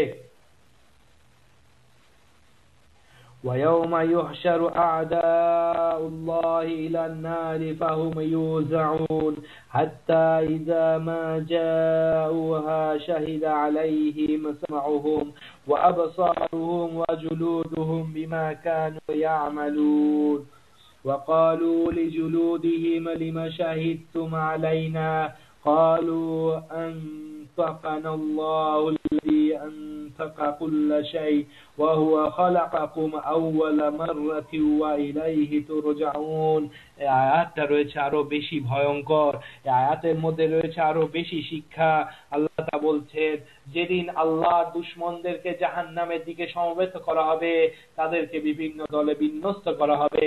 হে আল্লাহ আমাদেরকে তুমি হেফাজত করো সেই কঠিন মুহূর্তে, হে আল্লাহ তুমি আমাদেরকে হেফাজত করো সেই কঠিন মুহূর্তে, হে আল্লাহ তুমি আমাদেরকে তৌফিক দান করো যেন আমরা ঈমান আনতে পারি, হে আল্লাহ আমরা যেন ঈমানকে নবায়ন করতে পারি, হে আল্লাহ তুমি আমাদেরকে তৌফিক দান করো যারা হারামের সাথে আছে তারা যেন হারামকে বর্জন করতে পারি, হে আল্লাহ তুমি আমাদের যুবকদেরকে হেফাজত করো, হে আল্লাহ তুমি আমাদের পিতাদেরকে হেফাজত করো, হে আল্লাহ তুমি আমাদের মা ও বোনদেরকে হেফাজত করো, তুমি আমাদের ঘরগুলোকে হেফাজত করো, কেননা আল্লাহর দুশমনরা জাহান্নামে যাবে। হে আল্লাহ আমাদেরকে ওই শ্রেণীর অন্তর্ভুক্ত করো না যারা তোমার দুশমন হবে। হে আল্লাহ তুমি আমাদেরকে সেই শ্রেণীর অন্তর্ভুক্ত করো যারা তোমার কাছে তোমার রহমত পাবে। আল্লাহুম্মা আমিন। আল্লাহ তাআলা বলছেন শেষ পর্যন্ত যখন তারা জাহান্নামের নিকট পৌঁছাবে, শেষ পর্যন্ত যখন হাত্তা ইযা মা জাউহা শাহিদা আলাইহিম সামা, শেষ পর্যন্ত তারা যখন জাহান্নামের দিকে পৌঁছাবে কি হবে তখন? তখন তারা যা করত সে সম্পর্কে তাদের কান, তাদের চোখ আর তাদের চামড়া তাদের বিরুদ্ধে সাক্ষ্য দিবে। সম্মানিত উপস্থিতি, আজকে তো চোখে চশমা লাগিয়েছেন, আজকে তো কানের যত্ন নিচ্ছেন, আজকে তো কানকে সৌন্দর্য করার জন্য গোল্ড ব্যবহার করছেন, আজকে তো এই চামড়ার উপর বিভিন্ন প্রসাধনী মাখছেন, কিন্তু কাল এই চামড়া আপনার বিরুদ্ধে সাক্ষ্য দিবে। যদি হারাম ইনকাম দিয়ে ওই কাজগুলো করেন, যদি হারাম ইনকাম করে সেই ইনকাম দিয়ে ক্রিম এনে আপনার চামড়ায় মাখেন, তবে এই চামড়া আপনার বিরুদ্ধে সাক্ষ্য দিবে। যদি চোখকে হারাম পথে ধাবিত করেন, তার মাধ্যমে ইনকাম করেন, তার মাধ্যমে উপার্জন করে তা যদি নিজের শরীরে ব্যয় করেন, তবে চোখ আপনার বিরুদ্ধে সাক্ষ্য দিবে। যদি এই কান দিয়ে কোরআন এবং সুন্নাহর কথা শুনে অন্য কোনো কিছুকে মানেন, কোরআন এবং সুন্নাহর কথা শুনে যদি কোরআন এবং সুন্নাহকে মেনে নেন, তবে তা আলহামদুলিল্লাহ। আর যদি কোরআন এবং সুন্নাহর কথা শুনে অন্য কোনো কিছুকে মেনে নেন, তবে জেনে রাখুন এই কানও আপনার বিরুদ্ধে সাক্ষ্য দিবে। আর যখন এই কান আপনার বিরুদ্ধে সাক্ষ্য দিবে, এই চোখ আপনার বিরুদ্ধে সাক্ষ্য দিবে, এই চামড়া আপনার বিরুদ্ধে সাক্ষ্য দিবে, এই চামড়া যখন সাক্ষ্য দিবে তখন মানুষ বলবে, তখন মানুষের স্মরণ হয়ে যাবে এই চামড়াকে না কতই আদর করতেন, এই চামড়ায় যদি একটু তাপ লাগে তার জন্য কত ব্যবস্থা, এই চামড়ার আনন্দের জন্য, এই চামড়ার সুখের জন্য, এই চামড়ায় কল্যাণ লাগানোর জন্য আপনি ঘরে এসি ব্যবহার করছেন, ফ্যান ব্যবহার করছেন, শীতকালে হিটার লাগাচ্ছেন। আজ আপনাদের ওখানে অনেক শীত, তাই কত একটার পর একটা সোয়েটার, একটার উপর একটা সোয়েটার পরেছেন আপনার জামাকে নিশ্চয়ই হেফাজত করার জন্য না, অবশ্যই আপনার চামড়াকে হেফাজত করার জন্য আপনি এগুলো পরছেন। কিন্তু একটা বার চিন্তা করুন, এই চামড়ার দিকে তাকায় একটা বার চিন্তা করুন, এই কানের দিকে দেখে একটা বার চিন্তা করুন, এই চোখকে আয়নার সামনে নিয়ে গিয়ে চোখ আয়নার দিকে তাকিয়ে এই চোখের দিকে তাকান, যে এই চোখ কাল কিয়ামতের মাঠে আপনার বিরুদ্ধে সাক্ষ্য দিবে, এই কান আপনার বিরুদ্ধে সাক্ষ্য দিবে, এই চামড়া আপনার বিরুদ্ধে সাক্ষ্য দিবে। সম্মানিত উপস্থিতি, আপনার কান, আপনার চামড়া, আপনার চোখ যদি আপনার বিরুদ্ধে সাক্ষ্য দেয়, তাহলে আপনার সন্তান কি আপনার পক্ষে সাক্ষ্য দিবে? কখনোই না। তাই কি রেখে যাচ্ছেন সেটা নিয়ে অবশ্যই চিন্তা করবেন। তারা তাদের চামড়াকে বলবে, আল্লাহ তাআলা বলছেন, যখন তাদের বিরুদ্ধে সাক্ষ্য দিবে এই জিনিসগুলো, তখন তারা তাদের চামড়াকে বলবে, আমাদের বিরুদ্ধে কেন সাক্ষ্য দিচ্ছ, আমাদের বিরুদ্ধে কেন সাক্ষ্য দিচ্ছ, আমাদের বিরুদ্ধে কেন সাক্ষ্য দিচ্ছ? আল্লাহু আকবার। এরপরও কি আমাদের বোধোদয় হবে না? এরপরও কি আমরা হারাম থেকে নিজেদেরকে সরিয়ে রাখবো না? এরপরও কি আমরা সুন্নাহর উপর চলবো না? এরপরও কি আমরা বিদআত মুক্ত জীবন গড়বো না? এরপরও কি আমরা শিরক থেকে নিজেদেরকে সরায় রাখবো না? এরপরও কি আমরা সুদকে বর্জন করবো না? এরপরও কি আমরা মদ জিনাকে বর্জন করবো না? এরপরও কি আমরা আমাদের ঘর থেকে ছবি মূর্তিকে সরায় ফেলবো না? সম্মানিত উপস্থিতি, ছবি মূর্তি যাদের ঘরে রয়েছে তাদের আযাব হবে অনেক বেশি। এরপরেও কি আমরা করব না? তাদের চামড়াকে তারা বলবে, আমাদের বিরুদ্ধে কেন সাক্ষ্য দিচ্ছ? তারা উত্তর দিবে, আল্লাহ আমাদেরকে কথা বলার শক্তি দিয়েছেন। তারা উত্তর দিবে, আপনার এই চামড়া উত্তর দিবে, আপনার কান উত্তর দিবে, আপনার পা উত্তর দিবে, আপনার চোখ উত্তর দিবে। আমাদেরকে কথা বলার শক্তি দিয়েছেন যিনি সবকিছুকে আজ কথা বলার শক্তি দিয়েছেন, তিনি প্রথমবার তোমাদেরকে সৃষ্টি করেছেন, আর তারই কাছে তোমাদেরকে ফিরে যেতে হবে। এইভাবে গোপন করত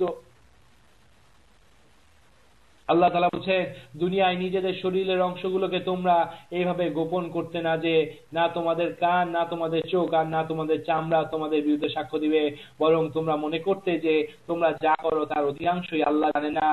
আজ আমরা অন্যায় করে যাচ্ছি, আজ আমরা হারাম করে যাচ্ছি, আজ আমরা দুনিয়ার চাকচক্য, দুনিয়ার মোহে ভেসে যাচ্ছি। সম্মানিত উপস্থিতি, এটা ভেবেন না যে আল্লাহ দেখছেন না, অবশ্যই আল্লাহ দেখছেন, আল্লাহ হিসাব লিখে রাখছেন, সব কিছুকে লিখে রাখা হচ্ছে। যেদিন আপনি আল্লাহর সামনে দাঁড়াবেন সেদিন আপনার আমলনামা আপনার হাতে দেওয়া হবে, যেদিন আপনি আল্লাহর সামনে দাঁড়াবেন সেদিন আপনি সব দেখতে পারবেন। সম্মানিত উপস্থিতি, পুনরুত্থান দিবসকে ভয় করুন, চিন্তা করুন, ভয় করুন, বেঁচে থাকুন। এইভাবে চলেন না, অহংকার করে এইভাবে পৃষ্ঠকে প্রদর্শন করেন না, কোরআন এবং সুন্নাহকে ছেড়ে অন্য কোনো কিছুকে মেনেন না, পরস্পর বিভিন্ন দলাদলে বিভক্ত হয়ে যেন না। মনে রাখবেন এগুলো সব হচ্ছে হারাম, এগুলো সব হচ্ছে অন্যায়। ফিরে আসুন কোরআনের দিকে, ফিরে আসুন ইসলামের দিকে, ফিরে আসুন মুসলিম হয়ে জীবন যাপনের দিকে। কেননা যে ব্যক্তি মুসলিম হয়ে নিজের জীবনকে পরিচালিত করবে, নাজাত একমাত্র সেই পাবে, অন্য কেউ নাজাত পাবে না। একমাত্র মুসলিম নাজাত পাবে, একমাত্র মুসলিম নাজাত পাবে, একমাত্র মুসলিম নাজাত পাবে। এই ভয় ভীতি থেকে একমাত্র মুসলিম মুক্তি থাকবে, একমাত্র মুসলিম মুক্ত থাকবে এই ভয় ভীতি থেকে। আর মুসলিম কে মুসলিম? সে কখনো মুসলিম হতে পারে না যে দলাদলির মধ্যে চলে গেছে, সে কখনো মুসলিম হতে পারে না যে শিরক করে, সে কখনো মুসলিম হতে পারে না যে বেদাত করে, সে কখনো মুসলিম না। মুসলিম তো সেই ব্যক্তি যে ব্যক্তি পরিপূর্ণভাবে কোরআন এবং সুন্নাহকে মেনে নিয়েছে। মুসলিম তো সেই ব্যক্তি যে ব্যক্তি পরিপূর্ণভাবে আত্মসমর্পণ করেছে। মুসলিম তো সেই নারী যেই নারী পর্দা করে ঘর থেকে বের হয়, যেই নারী হিজাব ব্যবহার করে ঘর থেকে বের হয়। মুসলিম তো সেই পুরুষ যার চেহারার মধ্যে ইসলাম ফুটে ওঠে, যার কথাবার্তা ইসলাম ফুটে ওঠে, যার লেনদেনে ইসলাম ফুটে ওঠে, যার আচার ব্যবহারে ইসলাম ফুটে ওঠে। মুসলিম তো সেই যুবক যার যৌবন ইসলামের উপর পরিচালিত হয়। এছাড়া আর কে মুসলিম? মুসলিম হচ্ছে আল্লাহর বিধানের সামনে পরাধীনতা স্বীকার করার নাম, আল্লাহর বিধানের সামনে নিজেকে আত্মসমর্পণ করার নাম। সম্মানিত উপস্থিতি, আজ একটা প্রশ্ন রেখে আলোচনা শেষ করব। আমরা কি আল্লাহর বিধানের সামনে নিজেদেরকে আত্মসমর্পণ করতে পেরেছি? যদি পেরে থাকি তবে তো এই অধ্যায় যা আলোচনা করলাম তা থেকে রক্ষা পাবো। আর যদি করে না থাকি তবে এক ভয়ানক অবস্থার সম্মুখীন হয়তো বা আমরা কেউ কেউ হতে যাচ্ছি। আমরা আল্লাহর কাছে দোয়া করি আল্লাহ যেন আমাদের সকলকে হেফাজত করে। তাই সম্মানিত উপস্থিতি, একটি প্রশ্ন তা আজ রাতে চিন্তা করবেন, সেটা হচ্ছে আল্লাহর বিধানের সামনে আমরা কি পরিপূর্ণ আত্মসমর্পণ হতে পেরেছি?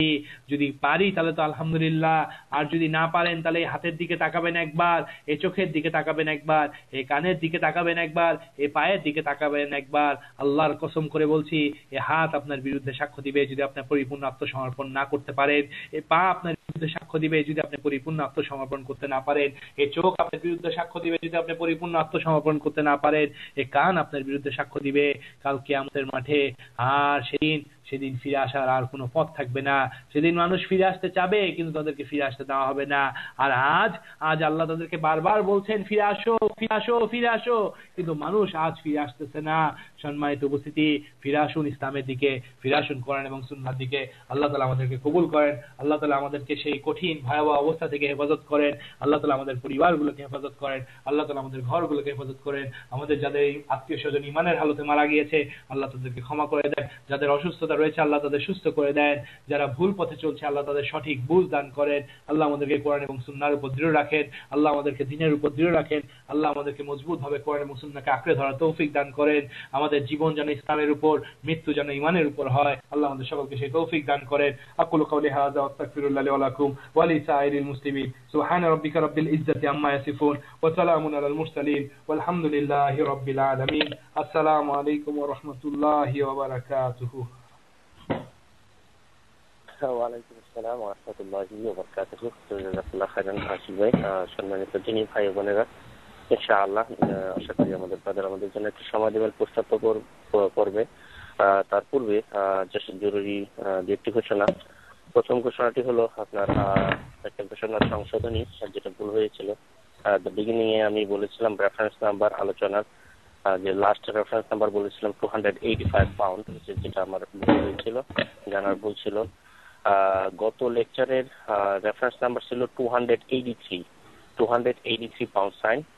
আর কারেন্ট আজকে যে আলোচনাটা হলো এই আলোচনার রেফারেন্স নাম্বার হবে 284।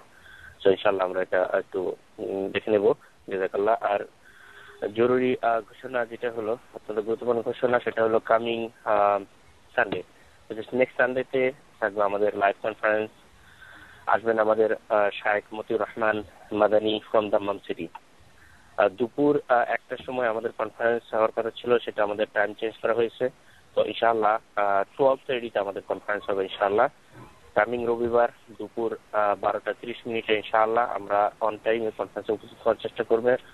আমরা নিজেরাও চেষ্টা করব এবং অন্যদেরকেও আমরা স্মরণ করিয়ে দিব এবং নাম্বারটা প্রোভাইড করব। আমরা সকলেই অন টাইমে কনফারেন্সে যেন উপস্থিত হতে পারি সেটা আল্লাহ যেন আমাদের দান করেন, আল্লাহুম্মা আমিন। আর আমরা অবশ্যই অন্যান্য ব্রাদার সিস্টারদেরকে যারা জানেন না তাদেরকে টাইমের বিষয়টা একটু জানিয়ে দেওয়ার চেষ্টা করবো ইনশাআল্লাহ, আমাদের সুবিধার্থেই, যেন আমরা একটু সময় বেশি পাই কনফারেন্সে। বিধায় আমাদের হাফ এন আওয়ার আগেই নেওয়া হয়েছে। তো 12:30 আমাদের কনফারেন্স থাকবে ইনশাআল্লাহ, বিসাইড 1 o'clock। আর স্মরণ করে দিচ্ছি, আগামীকাল আসবেন আমাদের ব্রাদার আবু সুমাইয়া মতিউর রহমান ইনশাআল্লাহ, যিনি হজে গিয়েছিলেন, আলহামদুলিল্লাহ রিসেন্টলি বাংলাদেশে ব্যাক করছেন সহি সালামত ইনশাআল্লাহ। তো আশা করতেছি আগামীকাল আমাদের ব্রাদার আমাদের আবু সুমাইয়া মতিউর রহমান কনফারেন্সে আসবেন। আমরা সকলেই 9:05 কনফারেন্সে উপস্থিত হওয়ার চেষ্টা করবো। আল্লাহ সুবহানাহু ওয়া তাআলা আমাদের সকলকে যেন তৌফিক দান করেন, আল্লাহুম্মা আমিন। তো ইনশাআল্লাহ এখনই আমি সিস্টেম চেঞ্জ করে দিচ্ছি। যারা নতুন লাইনে আছেন তাদের অবগতি জানাচ্ছি যে *6 প্রেস করে আমাদের প্রশ্ন করার সময় *6 প্রেস করতে হবে, আর প্রশ্ন শেষে আবারও *6 প্রেস করে আপনার ফোনটাকে আনমিউট করে দেবেন ইনশাআল্লাহ। আর প্রশ্ন করবেন আমি সিস্টেম চেঞ্জ করার পরে, আমি এখনই সিস্টেম চেঞ্জ করে দেবো ইনশাআল্লাহ।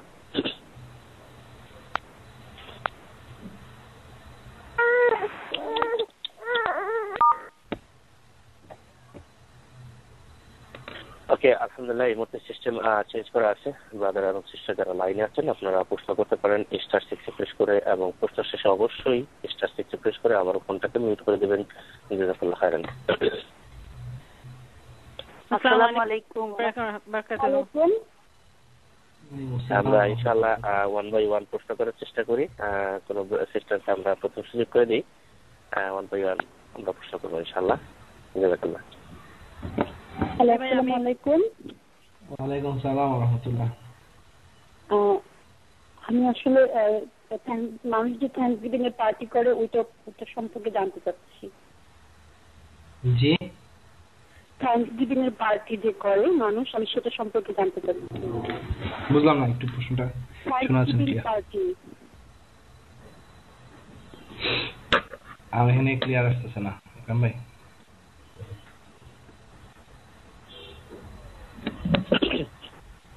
আশিক ভাই, এখানে সিস্টার প্রশ্ন করতেছে থ্যাঙ্কসগিভিং বলতে একটা পার্টি হয়ে থাকে যেটা খ্রিস্টান ইতিনাসারাদের একটা আর কি, যেটা তারা পার্টি করে থাকে থ্যাঙ্কসগিভিং, যেটা মুসলিম এর উপরে উনি জানতে চাচ্ছেন যে এই সম্পর্কে উনি জানতে চাচ্ছেন। হয়তো সিস্টার জানতে চাচ্ছেন যে পার্টিতে আমরা অ্যাটেন্ড করতে পারবো কিনা বা আমরা এনজয় করতে পারবো কিনা, এরকম হয়তো কিছু জানতে চাচ্ছেন। টার্কি খাওয়া হয় আর কি, তারা টার্কি খেয়ে থাকেন। জাযাকাল্লাহ। আলহামদুলিল্লাহ, সালাতু ওয়াসসালামু আলা রাসূলিল্লাহ, আম্মা বাদ। রাসূল সাল্লাল্লাহু আলাইহি সাল্লাম যখন মদিনায় আসলেন তখন দেখলেন ইহুদিরা ঈদের দিন পালন করছে, খুশির দিন পালন করছে। তো রাসূল সাল্লাল্লাহু আলাইহি ওয়াসাল্লাম বললেন, জেনে রাখো আমাদের খুশির দিন হচ্ছে দুইটা। কয়টা? আমাদের ঈদের দিন হচ্ছে দুইটা, সেটা হচ্ছে ঈদুল ফিতর এবং ঈদুল আযহা। এই দুইটা দিনের ঈদের দিন হচ্ছে আমাদের খুশির দিন। এছাড়া জুমার দিনকেও ঈদের দিন হিসেবে আখ্যায়িত করা হয়েছে। এছাড়া মুসলিমদের আর কোনো ঈদের দিন নাই। আপনার রাঙ্গালিয়ায় যে হিন্দুরা যে অনুষ্ঠানগুলো করে, রং টং মাখে, দেওয়ালিয়ানে কি কি বলে, তারপর আপনি যেটা এখন বললেন খ্রিস্টানদের এটা, অথবা 31শে ডিসেম্বর রাতে তারা যেটা করে, এই ধরনের যত অনুষ্ঠান আছে, এই ধরনের কোনো অনুষ্ঠান কোনো মুসলিম পালন করতে পারে না। কোনো অনুষ্ঠানে কোনো মুসলিম অর্থ দিতে পারে না, কোনো অনুষ্ঠানে কোনো মুসলিমের সন্তান যেতে পারে না। কেননা রাসূল সাল্লাল্লাহু আলাইহি ওয়াসাল্লাম বলেছেন, মান তাশাব্বাহা বিকাওমিন ফাহুয়া মিনহুম। যে ব্যক্তি যে জাতির অনুসরণ করবে কাল কিয়ামতের মাঠে সে তাদের সাথে উঠবে। আর মুসলিমদেরকে আল্লাহ তাআলা তার রাসূলের মাধ্যমে জানিয়ে দিয়েছেন, হাদিস এবং কোরআন উভয়টাই, যে তোমাদের জন্য একমাত্র আদর্শ হচ্ছে রাসূল সাল্লাল্লাহু আলাইহি ওয়াসাল্লাম। তিনি যা দেন তোমরা শুধু সেটাই নাও। মা আতাকুমুর রাসূলু ফাখুযুহু ওয়া মা নাহাকুম আনহু ফান্তাহু। রাসূল যা দেন সেটাকে নাও, এবং রাসূল যা থেকে নিষেধ করেন তা থেকে তোমরা দূরে থাকো। রাসূল এসে দেখলেন ইহুদি খ্রিস্টানরা এই ধরনের অনুষ্ঠান করছে, ইহুদিরা, তখন তিনি সেগুলোকে পরিবর্তন করে দিলেন। পরিবর্তন করে মুসলিমদের জন্য দুইটা ঈদকে নির্ধারণ করলেন, মানে মুসলিমরা শুধুমাত্র খুশি পালন করবে এই দুইটা দিন। এই দুটো দিন ছাড়া ওদের কোনো দিনে মুসলিমরা আর খুশি পালন করতে পারবে না। ইহুদিরা যদি ইহুদিদের দিনে যদি না করতে পারে তাহলে খ্রিস্টানদের তো সম্ভব না। তার মানে বোঝা গেল ইহুদি, খ্রিস্টান, হিন্দু, বৌদ্ধ যেটাই হোক না কেন, কোনো রকম ওদের কোনো রকম অনুষ্ঠান, ওদের কোনো রকম প্রোগ্রামে, যে ওদের ধর্মীয় হোক অথবা অধর্মীয় হোক, এই ধরনের জায়গাগুলোতে মুসলিম যেতে পারবে না। মুসলিমের যাওয়ার ক্ষেত্রে নিষেধাজ্ঞা আছে। আর যদি কোনো মুসলিম যায় তবে তার ক্ষেত্রে হচ্ছে রাসূলের হাদিস, যে যার অনুসরণ করবে কাল কিয়ামতের মাঠে সে তাদের সাথেই উঠবে। আল্লাহ তাআলা আমাদেরকে বোঝার তৌফিক দান করুন। এগুলো হারাম, যাওয়া যাবে না। জাযাকাল্লাহ খাইরান। মনে হয় কোন সিস্টার আরো প্রশ্ন করতে যাচ্ছেন, তো আপনার প্রশ্ন করুন। আসসালামু আলাইকুম রাহমাতুল্লাহি ওয়া বারাকাতুহু। ওয়ালাইকুম আসসালাম ওয়া রাহমাতুল্লাহি ওয়া বারাকাতুহু। ভাইয়া আমার প্রশ্ন হচ্ছে, আমাদের এক দিনী বোন, উনি অসুস্থ হয়ে পড়েছিলেন, ওনার অপারেশন হয়েছে, এখন উনি 10 দিন নামাজ পড়তে পারেনি সেই সময়টা, এখন উনি সেই 10 দিনের নামাজটা কিভাবে উঠাবে সেটা উনি একটু জানতে চাচ্ছিলেন। জাযাকাল্লাহ খাইরান। আলহামদুলিল্লাহ, সালাতু ওয়াসসালামু আলা রাসূলিল্লাহ। মনে রাখবেন, নির্ধারিত সময় মহিলাদের জন্য সালাত নাই। এই নির্ধারিত সময় ছাড়া মহিলা কি পুরুষ যে প্রাপ্তবয়স্ক হয়ে যাবে, তার জন্য সলাতের কোনো বিকল্প ব্যবস্থা নেই। সলাত আদায় করা ছাড়া বিকল্প ব্যবস্থা নেই। যেমন হজের ক্ষেত্রে বিকল্প আছে, রোজার ক্ষেত্রেও বিকল্প আছে, আল্লাহ তাআলা দিয়ে রেখেছেন। কিন্তু সলাত এমন একটা ইবাদত যেটা নির্ধারিত সময়ে নির্ধারিত ওয়াক্তে আদায় করা প্রত্যেকের জন্য ফরজ, নির্ধারিত ব্যক্তির উপর। তো প্রথম কথা হচ্ছে, তার জন্য উচিত হয়নি ওই সময় সলাত ছেড়ে দেওয়া। যদি দাঁড়ায় পড়তে না পারেন তাহলে বসে পড়বেন, যদি বসে পড়তে না পারেন তাহলে কি করবেন, শুয়ে পড়বেন। যদি পানি ব্যবহার করতে কষ্ট হয় তাহলে কি করবে, মাটি দ্বারা তায়াম্মুম করবে। কিন্তু সলাতকে ছেড়ে দেওয়া যাবে না। হ্যাঁ, যদি তার নির্ধারিত সময় যা তার জন্য লিপিবদ্ধ, যে সে এই কয়েকটা দিন নামাজ পড়বে না, এই কয়েকটা দিন ছাড়া, এই কয়েকটা দিনের মধ্যে হলে ঠিক আছে, কিন্তু এই কয়েকটা দিন ছাড়া যদি অন্য দিন কোনো কারণে সলাতকে ছেড়ে দেওয়া যাবে না, কখনো কোনোভাবেই সলাতকে ছেড়ে দেওয়া যাবে না। এটার জন্য হচ্ছে উনি গুনাহগার হয়েছেন। এই জন্য সর্বপ্রথম যেটা করতে হবে, ওই বোনকে বলবেন তওবা করতে আল্লাহর কাছে। তওবা ছাড়া আর কোনো মাধ্যম এখানে নাই। তাকে সর্বপ্রথম যেটা করতে হবে সেটা হচ্ছে তওবা করতে হবে আল্লাহর কাছে যে তিনি ভুল কাজ করেছেন, কারণ এটা ছেড়ে দেওয়া তার জন্য বৈধ হয়নি। অবশ্যই আপনাদের জন্য ওই সময় উচিত ছিল কোনো আলেমের কাছে জিজ্ঞেস করে নেওয়া, দলিল প্রমাণের ভিত্তিতে, যে এই অবস্থায় কি। কেননা রাসূল সাল্লাল্লাহু আলাইহি ওয়াসাল্লামের যখন মৃত্যু ঘনিয়ে এসছে, তিনি প্রচন্ড অসুস্থ, বারবার তার জ্ঞান হারায় যাচ্ছে, তখন যখন ওনার জ্ঞান আসছে তিনি বলছেন আসসালাহ আসসালাহ, নামাজ নামাজ। এবং তিনি সলাতে যাওয়ার জন্য ইচ্ছা ব্যক্ত করছেন যে আমাকে নিয়ে যান, কিন্তু তিনি অজ্ঞান হয়ে পড়ে যাচ্ছেন। তো বৈধ সময় কারো জন্য, মহিলাদের জন্য তো বৈধ সময়ের প্রশ্ন ওই সময়, এবং পুরুষদের জন্য সকল সময় কোনো কিছুর বিনিময়ে সে সলাতকে ত্যাগ করতে পারবে না। যদি সে অসুস্থ হয়, যেটা বললাম, দাঁড়ায় থাকতে পারছে না, বসে পড়বে, বসে না পারছে শুয়ে পড়ছে, শুয়ে পড়তে কষ্ট হচ্ছে তো ইশারায় পড়বে। তার মুখের মধ্যে পাইপ আছে, কিন্তু তার জ্ঞান যদি থাকে, যদি পাগল না হয়, যদি জ্ঞান থাকে, মুখের মধ্যে পাইপ আছে, ওই অবস্থায় তার পাইপের মাধ্যমে খাদ্য যাচ্ছে, কোনো সমস্যা, ওই অবস্থায় তাকে সলাত করতে হবে। যুদ্ধের ময়দানে সলাত করতে হবে, শত্রু পিছন দিক থেকে ধাওয়া করেছে, ওই সময় দৌড়াতে দৌড়াতে তাকে সলাত করতে হবে। সলাতের কোনো বিকল্প নেই, সলাতের কোনো মাপ নাই।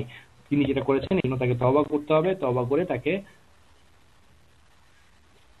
এখন থেকে আর কি তাকে পড়ে যেতে হবে। কেননা আমরা যেটা জানি, উমরি কাজা বলে আসলে কোনো সলাত নাই। আমাদের দেশে যেটা বলা হয় যে নির্ধারিত সময়ে যদি কারো সলাত কাজা হয়, তাহলে এই সলাতগুলো হচ্ছে পরবর্তীতে জোহরের সাথে জোহর, আসরের সাথে আসর পড়ে নেওয়ার বিধান হিসেবে যেটা বর্ণনা করা হয়, এটা হচ্ছে সহিহ না, এটা হচ্ছে বৈধ না, এটা হচ্ছে মিথ্যা কথা। উমরি কাজা বলে আসলে কিছু নাই। তো তাকে যেটা করতে হবে, সর্বপ্রথম তওবা করতে হবে। তওবা করে তাকে এখন থেকে ঠিকঠাক মতো করতে হবে, এবং জীবনে আর কোনো সময় এই ধরনের কোনো সমস্যার কারণে, অসুস্থতার কারণে, এই কারণে ছেড়ে দেওয়া যাবে না। এরপরে বলবো বিষয়টা আল্লাহই সবচেয়ে ভালো জানেন। আল্লাহু তাআলা আলাম। ভাইয়া আমি আরেকটা কথা জিজ্ঞেস করতে পারবো? জি বলেন। না, ওনার তো ধরেন অপারেশনের পরে উনি 3 দিন ওনাকে ঘুমের ওষুধে ঘুম পাড়ানো ছিল, এখন এই কারণে উনি আসলে ওই সময় পড়তে পারেন না। আর বাকি দিন উনি মনে করলো এখানে আছি হসপিটালে, আমার মানে উনি গোসল করেন, এই জন্য আরো ইয়ে করে। এখন এই জন্য উনি কি করবেন? তো ওনাকে তো কালকে প্রশ্ন করেন তাহলে, এটা কালকে শেখ মতিউর রহমান মাদানী যখন আসবে তখন তাকে প্রশ্ন করেন। জাযাকাল্লাহ খাইরান ভাইয়া। বারাকাল্লাহু ফিক। জাযাকাল্লাহ খাইরান। হ্যাঁ, তো নেক্সট যদি কেউ থাকে ইনশাল্লাহ প্রশ্ন করেন। আর আগামীকাল আসলে শেখ মতিউর রহমান মাদানী আসবেন না ইনশাল্লাহ, আর আশিকুর রহমান, আবু সুমাইয়া মতিউর রহমান আসবেন। আর শাহেদ মতিউর রহমান মাদানী আবার স্মরণ করিয়ে দিচ্ছি, পরবর্তীতে অনেকে লাইনে এসেছেন, যে কামিং সানডে, ডিসেম্বর 2 তারিখ দুপুর 12:30 ইনশাল্লাহ শাহেদ মতিউর রহমান মাদানী আমাদের লাইভ কনফারেন্সে আসবেন। এভরি মান্থে উনি আসতেছেন ইনশাল্লাহ। লাস্ট মান্থে আমরা আলোচনা শুনেছি, তো এই কামিং মান্থের প্রথম সপ্তাহে রবিবার 2 তারিখে আমরা দুপুর 12:30 আমরা আলোচনা শোনার চেষ্টা করবো ইনশাল্লাহ। জাযাকাল্লাহ খাইরান। তো চেষ্টা প্রশ্ন করুন। ওয়ালাইকুম রাহমাতুল্লাহ। ওয়ালাইকুম আসসালাম ওয়া রাহমাতুল্লাহি ওয়া বারাকাতুহু। আশিক ভাই, একটা প্রশ্ন ছিল, সেটা হচ্ছে যে মানে গত জুমায় ইমাম সাহেব মানে খুতবার বাংলা যখন তাফসীর করতেছিলেন তখন উনি বলতেছিলেন যে রাসূলুল্লাহ সাল্লাল্লাহু আলাইহি ওয়াসাল্লামের সময় উনি গণতান্ত্রিক ভাবে মানে তার শাসনকাল চালাইছেন আর কি, গণতান্ত্রিক ভাবে সেই তার শাসনামল চালাইছেন।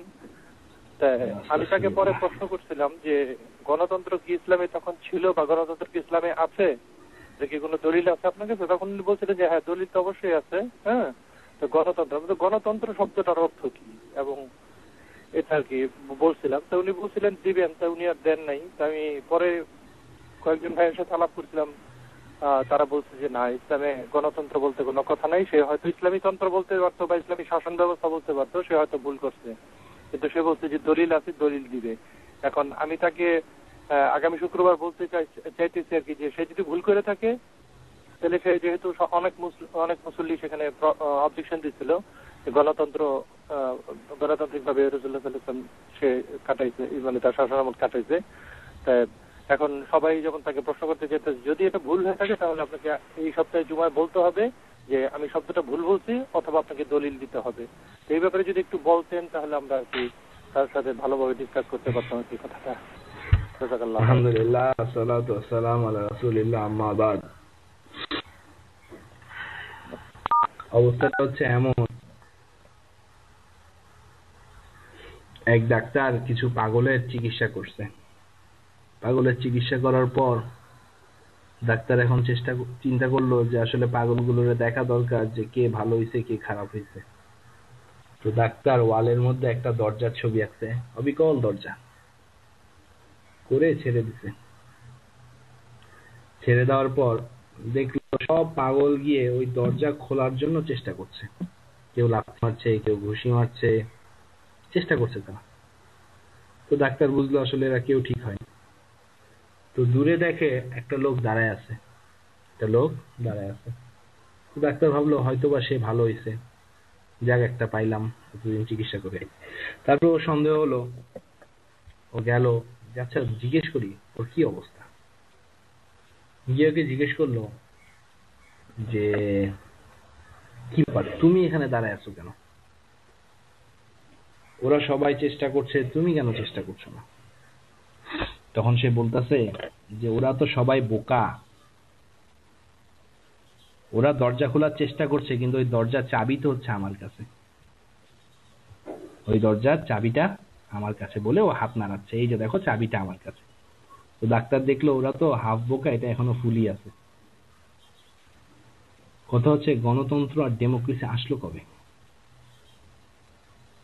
ডেমোক্রেসি সম্পর্কে মানুষ বিশদভাবে জানতে পারলো আব্রাহাম লিঙ্কনের এই ভাষণের মাধ্যমে, অথবা তার আগে পিছে। যে জিনিসটা ওই যুগে ছিলই না, রাসূলকে সেই পন্থী বানায় দেওয়া হচ্ছে আজকে, চিন্তা করেন, তাও আবার ইসলামের নামে। যে জিনিসটা সেই সময় ছিলই না সেটাকে বানায় দেওয়া হচ্ছে। রাসূল এটার ধারক বাহক ছিলেন। এরা কত বড় পাগল, চিন্তা করেন। যে ডেমোক্রেসি আসলোই পরে, অনেক পরে আসার বিষয় একটা, আর সেটাকে আমরা নিয়ে গেছি 14 বছর আগে, এবং স্বয়ং রাসূল সেটা ছিলেন। মতামত আলাদা জিনিস। আল্লাহ তাআলা তার রাসূলকে বলছেন দেখেন, ডেমোক্রেসির যে মূল সংজ্ঞা সেটা হচ্ছে এই যে অধিকাংশের মতই হচ্ছে চূড়ান্ত, তাই না? অথচ সূরা আনামের আল্লাহ তাআলা বলে দিচ্ছেন ওয়া ইন তুতি আকসারা মান ফিল আরদি ইউযিল্লুকা আন সাবিলিল্লাহ ইয়াত্তাবিউনা ইল্লা যান্না ওয়া ইনহুম ইল্লা ইয়াখরুসুন। হে রাসূল, যদি তুমি দুনিয়াবাসীর অধিকাংশ লোকের কথা শুনে, আয়াতটা খুব মনোযোগ দিয়ে শুনেন। আল্লাহ তাআলা তার রাসূলকে বলছেন ওয়া ইন তুতি আকসারা মান ফিল আরদি ইউযিল্লুকা আন সাবিলিল্লাহ ইয়াত্তাবিউনা ইল্লা যান্না ওয়া ইনহুম ইল্লা ইয়াখরুসুন।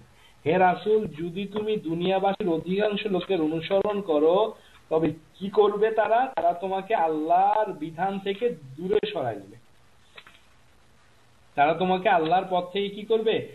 দূরে সরায় ফেলবে যদি তুমি দুনিয়াবাসীর অধিকাংশ লোকের কথা মতো চলো। এরা কি করে? এরা হচ্ছে অধিকাংশ লোক নিজের ধারণার উপর চলে। অধিকাংশ লোক কিসের উপর চলে? নিজের ধারণার উপর চলে। তো আল্লাহ তাআলা এই কথাটা বলে দিলেন, এরপরেও আমরা বলবো কি যে অধিকাংশ লোকের কথা নিয়ে রাসূল চলছেন? বরং রাসূলকে আল্লাহ যেটা বলেছেন সেটা হচ্ছে ইত্তাবিউ, তুমি কি করো? অনুসরণ করো কিসের? মা উনজিলা ইলাইকুম মির রাব্বিকুম, যা তোমার একক রব, এক রব হচ্ছে এক, যা এক রবের কাছ থেকে আসে। ইত্তাবিউ, তুমি অনুসরণ করো কিসের? মা উনজিলা ইলাইকুম মির রাব্বিকুম, যা তোমার রবের পক্ষ থেকে আসে। রব কয়জন? একজন, সে একজন রবের পক্ষ থেকে যা আসে তুমি শুধু সেটা অনুসরণ করো।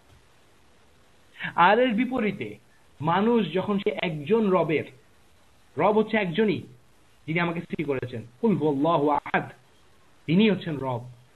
মানুষ যখন তার কাছ থেকে না নিয়ে অন্যদের কাছ থেকে নিতে যাচ্ছে, তখন আল্লাহ তাআলা বলছেন আম লাহুম শুরাকাউ শারাউ লাহুম মিনাদ-দীন মা লাম ইয়াযাম বিহিল্লাহ ওয়ালাউলা কালিমাতুল ফাসলি লাকুযিয়া বাইনাহুম ওয়া ইন্নায যালিমিনা লাহুম আযাবুন আলীম। আম লাহুম শুরাকা, তাদেরকে এমন কতগুলো ইলাহ রয়েছে যারা তাদেরকে বিধান দেয় এমন দিনের, এমন ধর্মের যার অনুমতি আল্লাহ দেননি। আল্লাহ যদি গণতন্ত্রকে বৈধ করে দিতেন তাহলে কোরআনে এটাকে দিয়ে দিতেন, হাদিসে দিয়ে দিতেন। কোথায় সে আজকে ডেমোক্রেসি? কোথায় কোরআনে, কোথায় হাদিসে? আল্লাহ বলছেন আমলাহুম, বরং যারা এগুলোকে মানবে তারা হচ্ছে আল্লাহর বিধানের সাথে শরীক করবে। যারা বলবে গণতন্ত্রের কথা, ওরা শিরক করছে।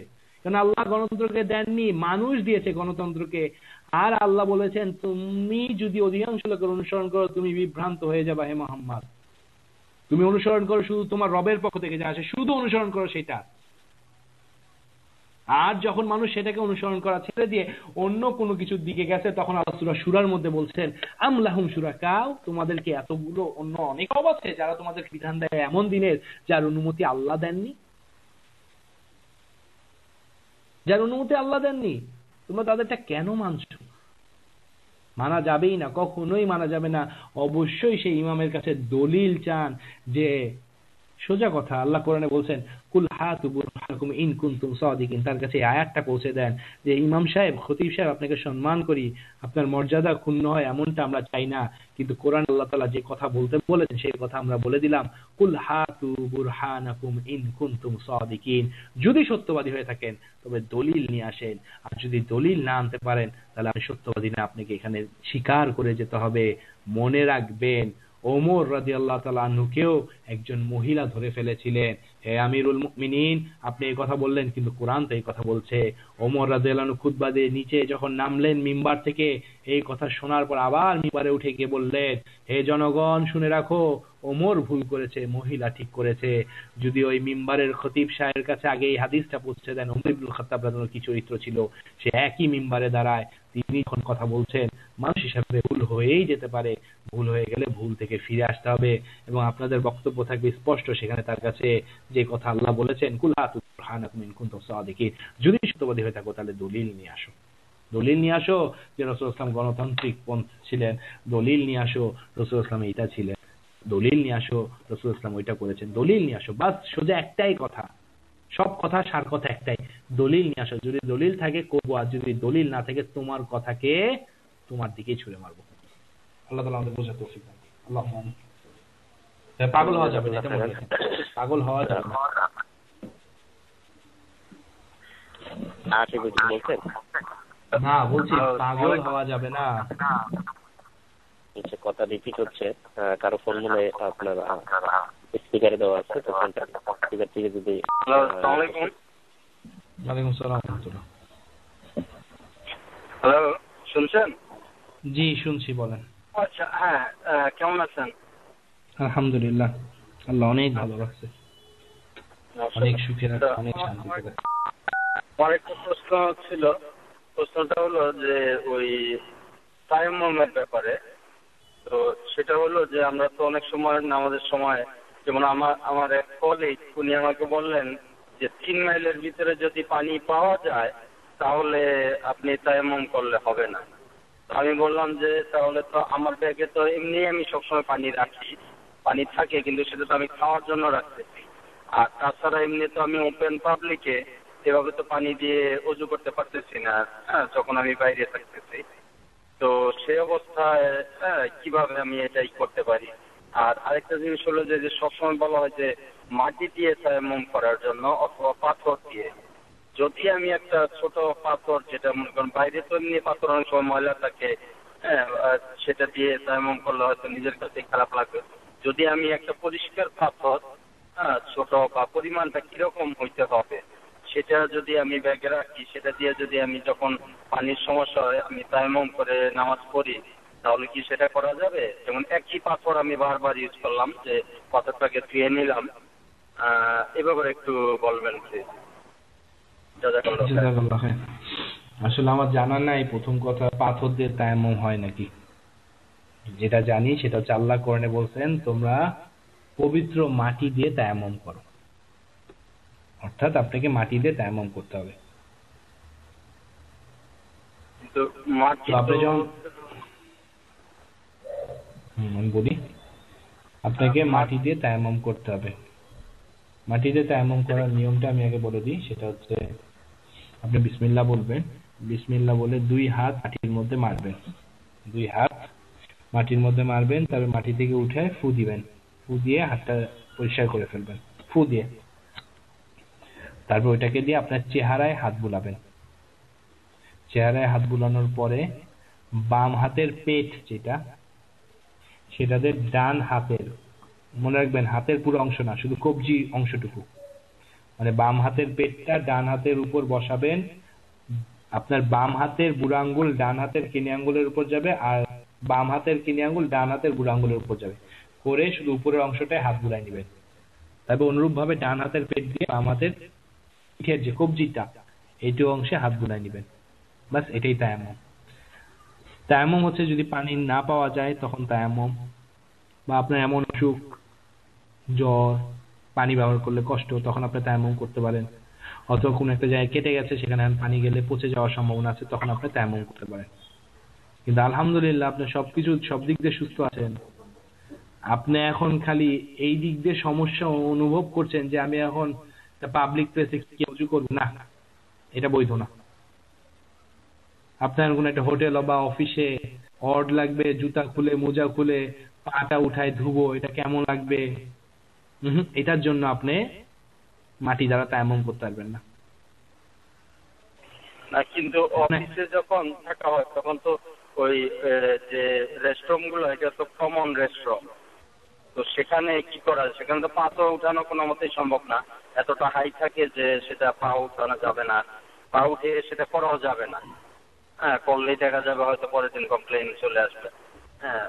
তো সেক্ষেত্রে আপনি এমন একটা জায়গা খুঁজে নিবেন, আপনার দরকার হলে আন্ডারগ্রাউন্ডে গিয়ে দেখবেন যে কোথায় লেবাররা থাকে, অথবা কোথাও অফিসের যারা ক্লিনার তারা থাকে, ওইখানে গিয়ে দরকার হলে পা ধুয়ে আসবেন।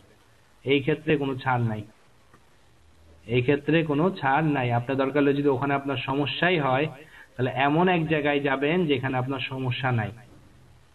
ঠিক আছে, আপনি খুঁজে দেখবেন আপনার অফিসে, যেহেতু আপনার এটা কর্মক্ষেত্র, আপনাকে ওখানে সবসময় থাকতে হচ্ছে, তাহলে খুঁজে দেখেন কোথায়।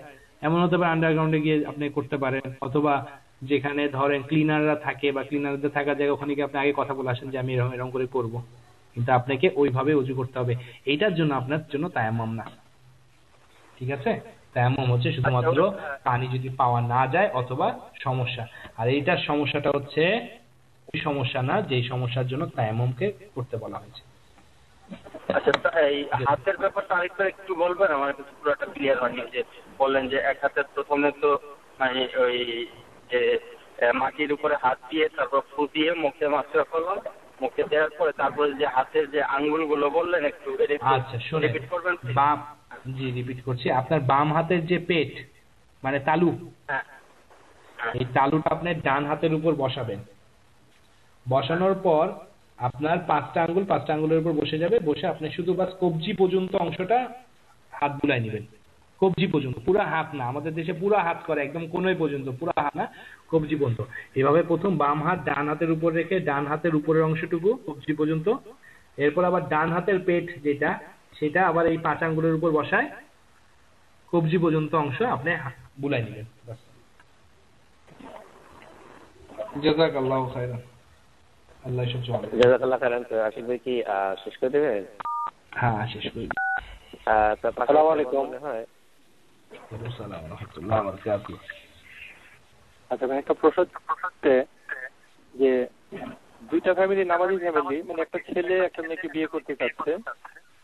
হ্যাঁ, ছেলে ফ্যামিলিও নামাজি ফ্যামিলি, মেয়ে ফ্যামিলিও নামাজি ফ্যামিলি, কিন্তু ছেলে মেয়ের বিয়েতে কোনো মানে দুই ফ্যামিলি কেউ রাজি না, ছেলে মেয়ে রাজি। এবার এই ক্ষেত্রে শরিয়া ভিত্তিক মানে কি করতে পারে, ছেলে মেয়ে কি করতে পারে, বা গার্জিয়ানদের কি করণীয়? কঠিন প্রশ্ন। ওদের বাপ মারাই আলোচনায় থাকলে তো ভালো হতো। কথা হচ্ছে এই যে ছেলের বিয়ের জন্য বাপ লাগে না, কিন্তু মেয়ের বিয়ের জন্য বাপ অত্যাবশ্যক যদি বাপ বেঁচে থাকে। মেয়ের বিয়ে মেয়ের মা দিতে পারে না, ঠিক আছে? তো আর মেয়ের বাপ ছাড়া যদি তারা পালাই গিয়েও বিয়ে করে, এটা হচ্ছে জেনা হয়ে যাবে, ব্যভিচার হয়ে যাবে, এটা করা যাবে না। এখন নামাজি হলেই হবে না, আসলে মুসলিম হতে হবে। আর মুসলিম হওয়ার পর তারা তাদের বাপ মাকে বুঝাক যে এই ব্যাপার, অথবা তৃতীয় পক্ষ গিয়ে বুঝাক, তাদেরকে বুঝাতে পারেন, এছাড়া কিছু করার নাই। কিন্তু মনে রাখবেন, হারাম কোনো পথে যাওয়া যাবে না। আবার আমাদের সমাজে উকিল বাপ হয়, তারপর উকিল ভাই হয়, আরো কত কি হয়, যত সব শয়তানি আর নষ্টামি এই গণতান্ত্রিক এই সমাজ ব্যবস্থায় আপনি পাবেন। এটি হচ্ছে গণতন্ত্রের সবচেয়ে বড় সুবর্ণ সুযোগ। সব হালাল হয়ে যাবে, কোনো সমস্যা নেই, যেহেতু জনগণ চায়, জনগণ যা সেটাই হচ্ছে হালাল, সেটাই হচ্ছে বৈধ। আর মাশাআল্লাহ আমাদের কাউমি হুজুররা, আলিয়ার হুজুররা এত ভালো ইসলাম বুঝে, ইসলামের না আমাদের সাথে তর্ক করে। দেখবেন যতগুলো কাজী অফিস আছে, সবগুলো কাজী অফিসের কাজী সাহেবরাই কিন্তু আলেম, আমাদের দেশের এই প্রচলিত শিক্ষা ব্যবস্থার উপর। এরা জানে পিতা ছাড়া বিয়ে হয় না, কিন্তু মাশাআল্লাহ ডেইলি 3টা-4টা করে হারাম বিয়ে পড়ে। এরাই আবার অন্য সময় এসে তর্ক করে, ধরে খালি গালের মধ্যে দেওয়া দরকার এগুলো শয়তানগুলো, যেগুলো আমাদের সমাজের পুরুষ জিনা করাচ্ছে, জিনা সমাজে পরিণত করে দিচ্ছে। সেটা হচ্ছে মেয়ের বিয়ে করার জন্য অভিভাবক লাগবেই, মেয়ের বিয়ে করার জন্য অভিভাবক লাগবে, অভিভাবক ছাড়া মেয়ের বিয়ে সম্ভব না। মেয়ের পিতাকে রাজি করায়, যদি রাজি হয় তাহলে ঠিক আছে, এছাড়া আর কোনো উপায় নেই। তারা শুধু সালাত আদায় করলেই হবে না, তাদেরকে মুসলিম হওয়ার দাওয়াত দেন, যে তোমরা পরিপূর্ণভাবে ইসলাম গ্রহণ করো, পরিপূর্ণভাবে মুসলিম হও। আর মেয়ের বাবাকে বলেন, যদি মেয়ের বাবা রাজি হয়ে যায়, মেয়ের বাবা যদি রাজি হয় তাহলে ঠিক আছে, কেন ছেলের বাবা রাজি হওয়াতে কোনো কিছু যায় আসে না, ছেলে রাজি হলেই হয়। আর মেয়ের ক্ষেত্রে হচ্ছে মেয়ের পিতাকে রাজি হতে হবে, যদি তার পিতা বেঁচে থাকে। মেয়ের পিতা ছাড়া মেয়ের বিবাহ হবে না, এই বিয়ে হচ্ছে অন্যায় এবং জেনা, পিতার অনুমতি ছাড়া যদি বিয়ে হয়, ঠিক আছে? এছাড়া মনে হয় যে ব্রাদার আমাদের একটু আগে এই প্রশ্ন করতেছিলেন তায়াম্মুম সম্পর্কে, সম্ভবত ব্রাদার তো আমাদের কনফারেন্সে নতুন আসতে পারেন। তো ওনার প্রশ্ন থেকে এতটুকু বুঝতেছিলাম যে অফিসে প্রবলেমে থাকেন, তো ওনাকে যদি একটু মোজার উপর মাথা করার বিষয়টা বলে দিতেন, যে বাসা থেকে উজু করে গেলে মোজার উপর কিভাবে মাথা করতে পারবে এবং এটা কন্টিনিউ করতে পারবে, পা ধোয়ার বিষয়টা যে প্রবলেম ফেস করতেছেন, তাহলে মনে হয় ব্রাদার উপকৃত হবে। বলে দেন। জাযাকাল্লাহ খাইর। এটা একটা বিষয় যেটা ছুটে গেছিল, ভাইকে বলবো, সেটা হচ্ছে আল্লাহ অনেক সুন্দর সিস্টেম করে দিয়েছেন। যদি আপনি বাসা থেকে অজু করে বের হন, পরিপূর্ণ অজু করে আপনি মোজা পরে যদি বের হন, তারপরে আপনি 24 ঘন্টা পর্যন্ত আপনার জন্য এটা বৈধ থাকবে, এটার সময়সীমা 24 ঘন্টা। সেটা হচ্ছে আপনি অজুর সময় সব কিছু ধুবেন, শুধুমাত্র পা ধোয়ার সময় আপনি কি করবেন, জুতাটা খুলে মোজার উপরি ভাগে একটু হাতটা বুলাই নেবেন, মানে ডান হাতকে ভিজায় আপনি ঝেড়ে নিয়ে ডান হাতটাকে ডান পায়ের মোজার উপর বুলাই নেবেন, আর বাম হাতটাকে ভিজায় ঝেড়ে নিয়ে বাম পায়ের মোজার উপর বুলাই নেবেন, বাস, তাহলে আপনার অজু হয়ে যাবে। মানে আপনি অজু করে মোজা যদি পরেন, অজু করে মোজা, এরপরে যদি আপনার অজু ভাঙ্গে, মানে ফরজ যদি গোসল না হয়, যদি এছাড়া অন্য কোনো কারণে অজু টয়লেট করলেন বা এরকম কিছু হলো, অজু ভেঙে গেল, সমস্যা নেই। এরপরে যখনই আপনি অজু করবেন তখন আপনি সবগুলো অঙ্গ প্রত্যঙ্গ ধুবেন ঠিক মতো, হাত ধুবেন, কুলি করবেন, নাকে পানি দিবেন, চেহারা, হাতের কোণে পর্যন্ত, মাথা মাথা সব করবেন। পাটা আপনার কি হচ্ছে, মোজা খুলে ধোয়ার দরকার হচ্ছে না, আপনি কি করবেন, মোজার উপরে হাতটা যায়, হাতটাকে বুলাই নেবেন, ডান পায়ের উপর ডান হাত দিয়ে বুলাই দিলেন, বাম পায়ের উপর বাম হাতে, শুধু মোজার উপরের অংশটুকু বুলাই নিলে আপনার কি হবে, অজু হয়ে যাবে। এটাকে বলা হয় মাসা। রাসূলুল্লাহ সাল্লাল্লাহু আলাইহি ওয়াসাল্লাম এটা করেছেন, এটা করা বৈধ। আপনি এটা করলেই দেখবেন অনেক সহজ হয়ে যাবে।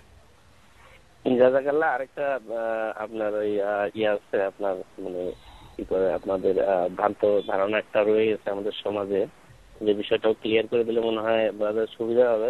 যে মোজা বলতে আমরা আবার অনেক সময় ফতোয়া দিয়ে থাকে বা আমরা পেয়ে থাকি যে চামড়ার মোজা অবশ্যই হতে হবে, এ সম্বন্ধে একটু বলে দেন, তাহলে হয়তো আরো স্পষ্ট এটা হবে। জরুরি না যে চামড়ার মোজাই হতে হবে। আমাদের সমাজে কিছু ভাই আছে যারা মোজা বলতে চামড়ার মোজাই বুঝায়।